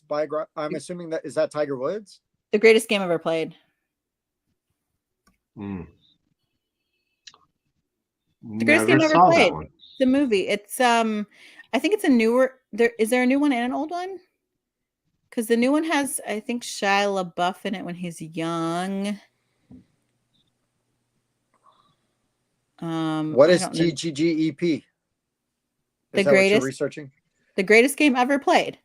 Oh, that's the name of the movie. It's a golfing movie. I've never even heard of that. It's Shia LaBeouf who plays like this caddy. For this older guy, but he like really helps him out. I think maybe I've just seen clips of it before. Is it? Have you guys seen The Fish Who Saved Cleveland or something like that? I'm gonna look it up real quick. A fish named Wanda? No, that's an amazing movie. Don't get me sidetracked on that. Called Wanda. Fish Called Wanda is amazing. Mm-hmm. It's like The Fish Who Saved something. It was a Don Knotts like basketball movie. I love Don Knotts. Me too. Oh my gosh, he's so great. Okay. Let's save Pittsburgh. Jonathan Winters. And Julius Erving. Pittsburgh. I had the wrong city, but yeah. I love Jonathan Winters. Oh my gosh. Also amazing. Wait, was Jonathan Winters the dad in Gremlins? I forget. I don't know. I know he was the baby in Mork and Mindy. Yeah, that's. I knew there was a Robin Williams tie in there. Yes. Weird. I don't know why. I know a lot about 70s TV also. I watched a lot Nothing of wrong with Magnum that. PI and Syndication, Macmillan and Wife, Quincy MD. Oh no, it's Well- Floyd Axton that played the dad in Gremlins, but he looks kind of Okay. like Jonathan Winters, like heavy set, like dark hair guy. Oh, Uh, around face. Yeah. Yeah. But yeah, yeah, that's really good. I loved Three's Company for some reason. Well, John Ritter. Coming I up just in the loved door. John Ritter is great. John We've been Ritter was waiting such for like you. good physical comedian. No, okay, we're losing Mike again. Okay, Oh. he doesn't know 70s TV. Hanna-Barbera cartoons from the 70s, Hong Kong Phooey, Amazing Chan and the Tan Clan, Hong Kong Underdog. Underdog, speed of lightning, roar of thunder. Yeah, Underdog stories are nice. nice job, David. Yeah, yes, they do follow the same formula, which They is do. why I get irritated by Rudy. I'm like, there is no reason you should Tell have him. been playing. Ride the pine pony, buddy. No. Laugh Olympics. I don't know what Laugh. I haven't. Yes, Laugh Olympics. We're talking Hanna-Barbera cartoons on that one. Oh, okay. I'm like, Also, what movie is that? Wacky Racers. Wacky Racers. Yeah, they made a game out of that. They But did. They brought it all the way back. To All the way back to games. games. Dick Dastardly, Muttley, yes. Grape Ape. That might not have been. That wasn't Hanna-Barbera though. That was Yeah, I Saturday. think- Was Grape Ape? I think Great Babe Was might have. Bullwinkle Hanna-Barbera? No, Bullwinkle was its own thing. Bullwinkle I had like do like Tennessee it. Tuxedo and Chumley, and there was Dudley Do-Right part of that. Yes, Whole and Mr. crew. Peabody and Sherman. Peabody and Sherman and all them. Mhm. Fractured Fairy Tales. Yes. Yeah, my dad's nickname for me still is Chumley, and it's from Tennessee Tuxedo and Chumley. For no reason, I have no idea why. I don't think I look like a walrus. I don't think I look like a walrus. Well, And he didn't look like a penguin. He probably looks more like a walrus than I do because he has, even then he had a mustache, tusks. He swam in the water. No, I'm making that up. He did have a mustache. Right. Yeah, just like that. That's so funny. But Tennessee Yes. Tuxedo was, if it wasn't voiced by the guy, Maxwell Smart, like that guy, he talked like that guy. That's like Don the Adams. main- Yeah, Don Adams. Oh my gosh, Katie, you're so good. So good. I love Get Smart. Oh my gosh, Agent 99. Like, oh, that was Mhm. so great. Yes. Mike, you ever seen Get Smart? And we're not Oh, talking about yes, the Steve Carell yes. version. Oh, I watched some Nick at Night as a kid. So there you go. therefore, like the original Batman, the original Oh. Superman, a little bit of Mr. Ed, mhm. some Bewitched, Uh, Petticoat Junction. yes, Bewitched. Group. Yes, all of that black and white Nick at Night Yeah. stuff when we were like, like 30 years ago. I Dream of Jeannie. Yeah. Beverly Hillbillies. Green Acres. Yeah. Yeah. Yeah. Get Smart was, I feel like that was one of the best of those, though. Gosh, Get Smart was so good. It was a good Cone one. of Silence. So good. I love that. It was so funny. The shoe phone. It was Yes. which Yes. is why I like the board game Covert, because it makes me think of Get Smart a little bit without Missed it by that much. the cone of silence. I love it. I love it. So great. Watching those again, I'm like, ooh, there's the claw, but since he kept calling it the craw because he Yeah. was Asian and it's really Right. terrible. Yeah, I love there's. Lucy, yes. I love Luke.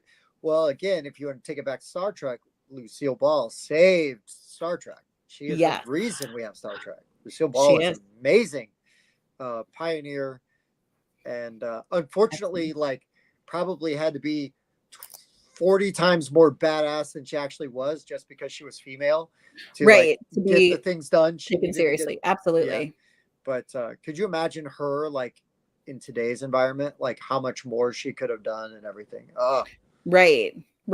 Like what kind of shows would she have developed? I think I think her comedy is really great. She does a lot of physical comedy. Like I feel like she paved a lot of the way for like Carol Burnett, who I also really love. yeah. Another woman who did stuff like that. Like I think she was fantastic. I loved her.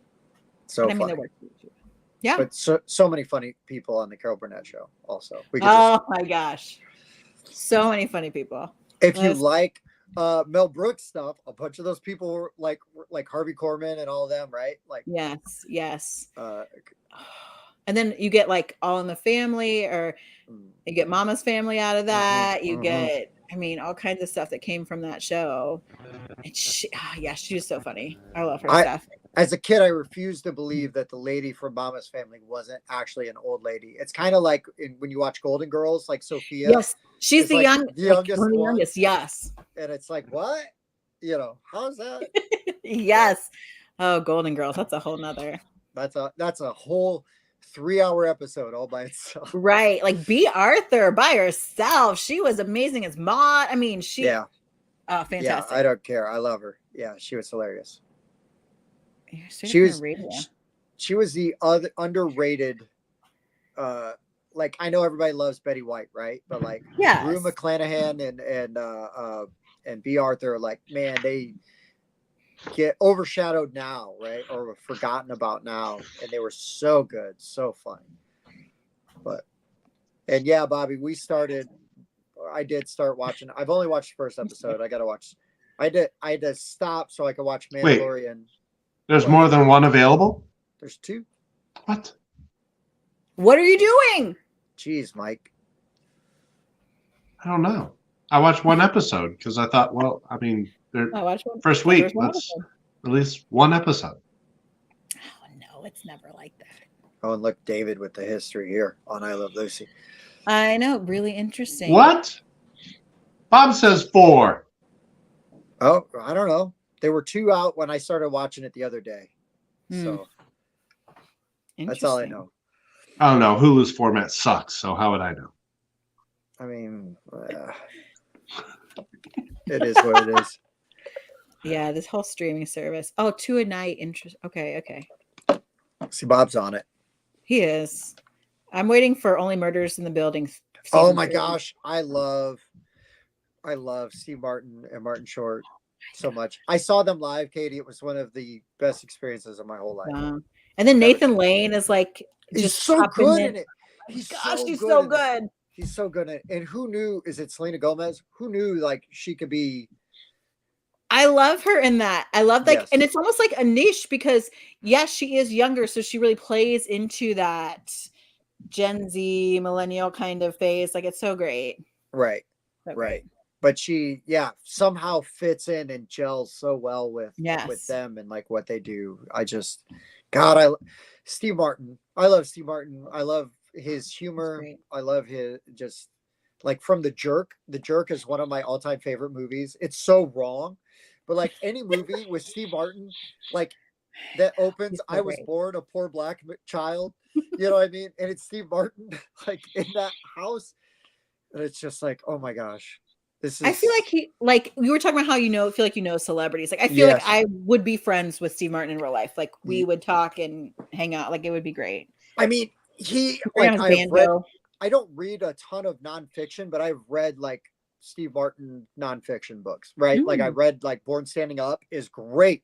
I haven't read his. That is a fantastic biography. You think you know him? Like read that. Like that'll really give you a lot of insight into him. But yeah, I love Steve Martin so much. He's so dry, Like I love him in the Muppet movie. Like I love it. Like whenever he pops up, like in randomly in things. I love it when he's, everything. Three Amigos, whatever. Oh my gosh, Three Amigos. Love that. Such a good movie. Look up here. Hey, you. Like that whole part where they're trying to get him to look up. Like my wife and I, whenever we're trying to get the other one's attention without the kids noticing, it starts off like innocuous, like hey, and then it turns into and it's just straight ripping off that movie. It's so hilarious. Have you seen the Three Amigos, Mike? Yes. Good. Do I remember specific scenes? No, it's probably been a decade. El Guapo. Yeah. I love that movie so much. My little buttercup. We sing that song all the time. We used to sing that to Clark to make him laugh when he was a baby. Oh. Yeah, it was really funny. But We've lost Mike again. Sorry, Mike. Yeah, we have. I don't know the great Flydini on Johnny Carson. I'm familiar with Johnny Carson, but I don't know the great Flydini. So my favorite Johnny Carson stuff is like with Dom DeLuise and Burt Reynolds, and they're just like pissing themselves laughing because they're, hitting each other in the faces with, whipped cream pies and, and Dom DeLuise in anything, right? Dom DeLuise in anything. He was in this movie, Glass Bottom Boat with Doris Day. Oh, and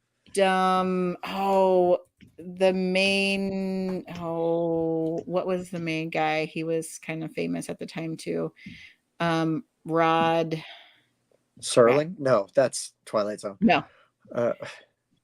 Rod Taylor. Oh, okay. But Dom DeLuise is like the spy, and like they think Doris Day is a spy, and she's totally not, because Rod Taylor works at NASA, and he's got some top secret information. It's hilarious. Dom DeLuise, he makes like a canapé, like a little hors d'oeuvre, but it has antenna so it can spy on people, and he accidentally eats it. Oh my gosh, it's so great. I just love Dom DeLuise, that like that laugh that he's got, and he's just And Paul Lind's in it too, who I love also. Oh, Paul Lind. Oh my gosh. That's so funny. He's so funny. Paul Lind's hilarious. That's like if you got like an iconic voice or like an impression that you could do, like Paul Lind is one that would be. Paul Lind, Peter Lorre. Yeah, they're all like. Right. What's that? There's another older man. Gosh. I like also the guy from Mary Poppins that was in other things. The guy that was who I was thinking of. Yes, for the living. Oh yes. Yeah, he sounds like Snagglepuss. Heavens to Megatroid. Oh my gosh, I can picture his face too. And I'm a man with one leg named Smith. What was the name of his other leg? Yeah. Yes, because he is in a lot of things. He was also in this movie with Jerry Lewis called Cinderfella, which is I remember great. Cinderfella. So great. Oh gosh. Can I think of his name? Can't Edwin.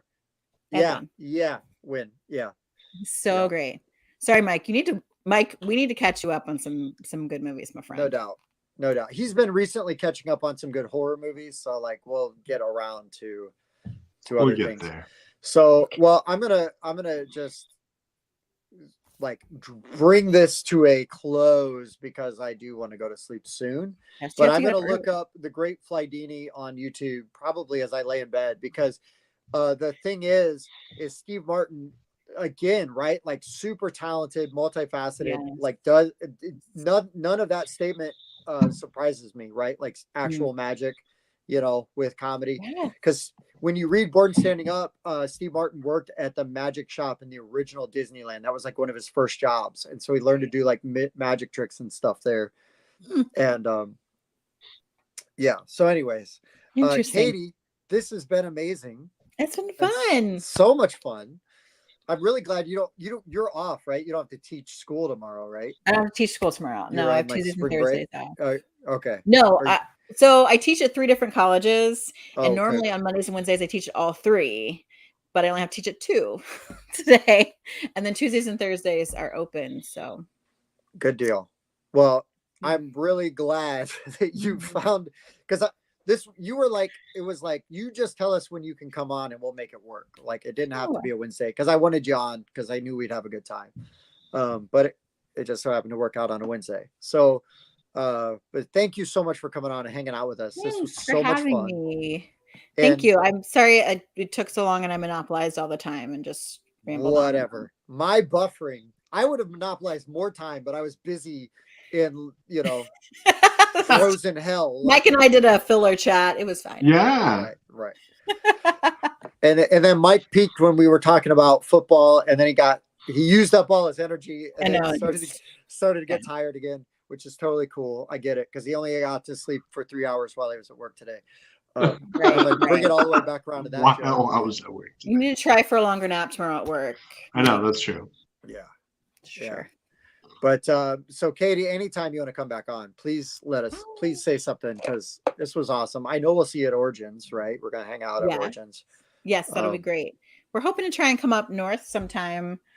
when Jason isn't playing a show and we could hang out and game. Yeah, that's his. When you're famous like rock star and you got to play guitar and like different weekends and do cool stuff like that. I get it, but yeah, no, it'll be awesome to hang out with you guys. It'll be a ton of fun. Yeah, it'll be fun. And thanks, Bob. It's great to see you. I didn't see you, but I saw your comments, so it was like you were here. Yeah, Bobby's here in spirit. If he wasn't working, he'd be here. He's probably just getting off work, which means we definitely gone too late. If the is here in real time. It's late. Thanks, Mike, for having me. I appreciate it. Oh, glad you came. But and again, thanks to all of the people that commented, David. Oh my gosh, so many lovely people. Is still here. Maybe Wayne too. But Hop was here earlier. A lot of the regulars. Even cool to see Pokorny pop over and say hey for a bit. The fun thing and what Mike and I like is that we do our list like the first hour, maybe hour and a half. We talk about our list and then we just go off into God knows what. And we did. And I listened to most of it. I only get to come out on part. I'm still here. Bob works till 1.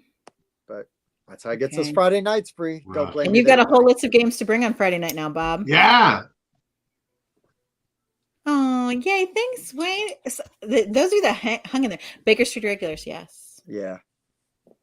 We got some pretty good people that hang out with us. Well, they all are good people that hang out with us, but we get some great comments and you just see where everything can go. Like, I just love how well-rounded, these conversations can be. Yeah. And we go all over the place and have a good time with it. Yeah.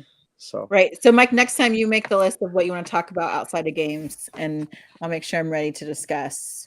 It'll be for the most part. If it's not movies, I'm fairly good, but that is a gigantic black hole in my knowledge. Yes. Perfect. So Katie and I will bring 1800s English literature to the table. Yes. Yeah, books. You lost me there too. Nope. You said movies. Shakespeare. You said movies was the only thing. You said movies was the only thing. Now we're gonna go with classic literature. Oh, there's plenty. Love music, but if you want to talk about country music, just shoot me.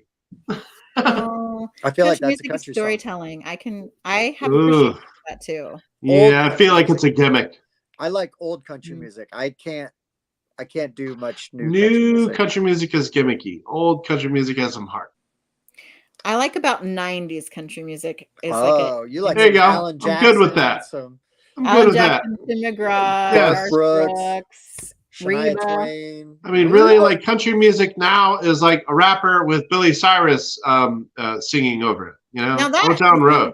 Like that really? O-Town Road's stupid, but I do like new music too. But I like all kinds of music because I think it's interesting to combine genres.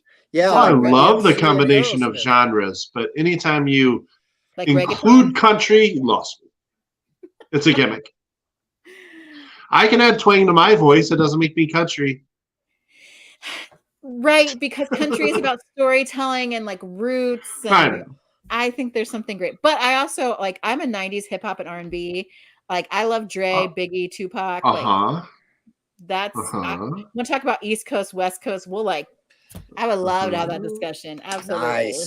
Nice. Here we go. Well, West Coast is better, but it has a different. East Coast, they're totally different. I just find myself going more West Coast if I'm going to listen to that style. And I mean, Dre is hard to get away from. Like he mastered so many great beats. Very hard to get away from. Dre and Snoop. I don't think it's that close. The fact that I love Biggie and Diddy, it just doesn't trump anything from Dre, Snoop, or Tupac. It's that simple. And if I'm going to go East Coast, this is blasphemous, but I'm going Beastie Boys because I love the Beastie Boys so much. Katie, you can roll your eyes. It's fine. I love Beastie Boys. I like the Beastie Boys. I do. I love them. You see, I feel like what gets slept on very often is your Ohio rappers, and that's Bone Thugs and Harmony. Oh my goodness, I love Bone. Yeah, oh my word. I mean, come on, like that is classic, true. But I would go. I like my Uncle John. good Just like it's- Midwest rap, like I love Eminem. I'm a big Eminem fan. Oh yeah. He's very good. I use his song lyrics. I use "Lose Yourself" in my class, my Mm. English class, to talk about like literary devices and similes and metaphors. Ah, Tribe Called Quest. Yes. Okay. That Midwest rap. All right, we'll keep going. Twista was from Chicago. Yes. Love me some old Twista. quality. Love some old Twista. I also Uh, like South too, though. I like Luda quite a bit. Luda's I like excellent. Outkast. Outkast I like is great. Outkast. I'm a big fan of Mobb Deep. Okay. And Mhm. CeeLo. Little arms And freak me out. I can't. now if we go, if we go late 90s, then Nelly Country Grammar just kind of Ah. stole the show for a few years. I'm a big Mhm. fan of Nelly. Yes, yes, Mhm. Nelly's doing some good stuff. I thought Nelly was from like St. Louis. Is he further I don't south? know. He is. He's from Okay. St. Louis. That's a Midwest, right? No, it's fair. It's Yeah. fair. I thought we were going like Southern rappers for a minute. Like I was we were just talking thinking- Well, I like, said Midwest, then she said ATL. Southern. I went to the South. I'm sorry, dirty South. That's all right. I was living in the South for a Plenty minute, so of I was good. there for it. But yes, I do like and I mean Salt and Pepper's coming out of that Mhm. southern area too, and Rick Ross, but that's a little newer. Anyway, yeah, Southern and rap. I have a hard time with newish rap because I like people whose rap flows matches the beat. They feel like they sing. They're not together. mumble rappers. Yes, I can't stand that. Get that nonsense out of here. No, I think Snoop called it out when he said that nobody's trying to do their own thing. They're all just trying to copy each other now. Mhm. Ooh, They all have Doja the can figure it out. exact same flow. There's nothing Yeah. different between Lil Nas X and Lil Xan or whatever other Whatever their prescription names drug are. they're named after. But they all just mumble. There's just no unique differentiating qualities. There's some interesting things that have come out. I think I'm going to call it like emo rap, where these rappers rap about emotions, like Lil Peep and oh my gosh, with what tons of came out? auto tune. I hate the auto tune. That's my problem. I just hate the auto tune. It's a stylistic choice. Juice WRLD. Thank you, Juice WRLD. Juice WRLD has some good songs. Both of them died. So Oh, did Jason yell Juice WRLD? Yes. Yes. Because he knew Tell what I was Jason to go to thinking. bed. He's like, Juice WRLD. He's not going to go to bed till I do. So, but yes, but I also love country. I grew up on 90s hip hop R&B, but I was in Future Farmers America for a while, so I had to learn some country.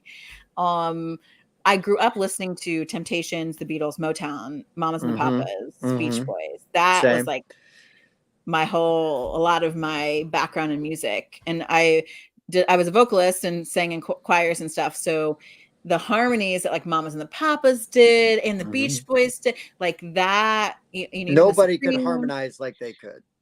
I mean, crazy, yeah. Crazy good. Yeah. I'm still traumatized from the time that I went to the Cedar Point water park in Sandusky. Yes. I went there when I was 17. They played Beach Boys all day long. That was it. I mean, only Beach Boys. I'm still traumatized. I think they have some good songs. Still traumatized. They do. I just love them. But I also love the Beatles. And when I was like middle school, early high school, I had posters of the Beatles on my walls. I had like Yellow Submarine figurines, like it was a problem. Oh yeah. No other 13 or 14-year-old was doing that. But huge fan of the Beatles, glow in the dark, like things from Yellow Submarine, comic books about the Beatles. I'm a big fan of the Beatles as well. So that's like my background. Action Park. No, not at Action Park. Maybe Beastie Boys at Action Park. Yeah. But not Beach Boys at Action Park. No. That is frightening. No. Frightening. That's a good doc too. Watch the doc. Yes, it's so good. The whole time, like, this cannot be real. Like, I just love how insane. So insane. People get away with, like what? Like in my lifetime, this happened. Yes. Like I could have gone there. A guy Yeah. that is on our channel a lot, Fred, he said he actually went there. Oh, I know Fred. Yeah. Well, I mean, I know Yes, Fred from that area. Yeah, Right, yeah. right. We know We know Fred, we right? know Like we Fred. know other people. Right. He Yeah. went to Action Park. He's like, Crazy. yes, it was. I feel like Fred's a dude that's lived a life. Like I just want to sit and like have a beverage with Fred, whatever he wants, whether it's like a coffee or a bourbon. Like Fred's lived a life. I want to hear that dude's stories. Like, yes, he's artist, so he's got all Yeah. these like interesting things to talk about. Yes, it's very interesting. He bikes around. He sees this butthole tree. That's hilarious. Oh, you mean those Beatles? No, wrong Beatles. Oh, Wayne was there. You were there. Totes. Yeah, Wayne, if you ever do decide, if you find yourself in that dock, send me the timestamp in the Discord. I'll go find it. I'll look for it. Like that's my broken arm right there. Yeah, right. That's where my ride got set on fire. This is when I compressed my spine going through that water slide. Where I scratched myself on someone else's human tooth in No this. doubt. No That was doubt. the craziest freaking thing. Oh my gosh. Oh, it's terrible. Oh, it's so terrible. 3 times when and you live to tell the tale. That is amazing. You get a Purple Heart for that 3 times. No doubt. There is definitely a Congressional Medal of Honor coming your way for 3 surviving. times at Action Park. Ugh. Ugh. All right, guys. I'm gonna at least bow out. Yes. I'm gonna try to wind down and go to sleep soon. Yeah. But this has been so much fun. It's been so much fun. Thank you guys so much for having me. I appreciate it. Thank Yeah. you. And for coming. your channel. No, it's been great. It's been great. Mike, thank you for hosting and allowing me to sit in that spot for a little while Yeah. before I buffered out of it. It is what it Thanks, is. everybody. Thank you, Board Game Rundown watchers. You guys are awesome. I appreciate it. You letting me come into the show. We aspire to be as cool as the board game mechanics. But there, Katie knocked down her thing. I did. At least once. What's Which is really pretty funny is okay. every time Katie knocked hers down, I buffered, and I kept meaning to say like it's Katie's fault that I'm buffering. And by the time I came back, it was way too late. The moment was gone, so I couldn't do it. We moved on. We had moved on. The world had moved on from then. But yeah, guys, y'all are awesome. I really appreciate you, and thank you so much. So, Mike, you Have a good gonna night, sign us off? everybody. Oh, Mike, who's Well, supposed to you're start? the host. okay, right, yeah. sure. All right, guys, thank you so much for the board game rundown. I've been Tim. That was Mike. There we go. And I'm Katie. Yeah, we'll see you next time. Thanks so much for watching. Bye. Later.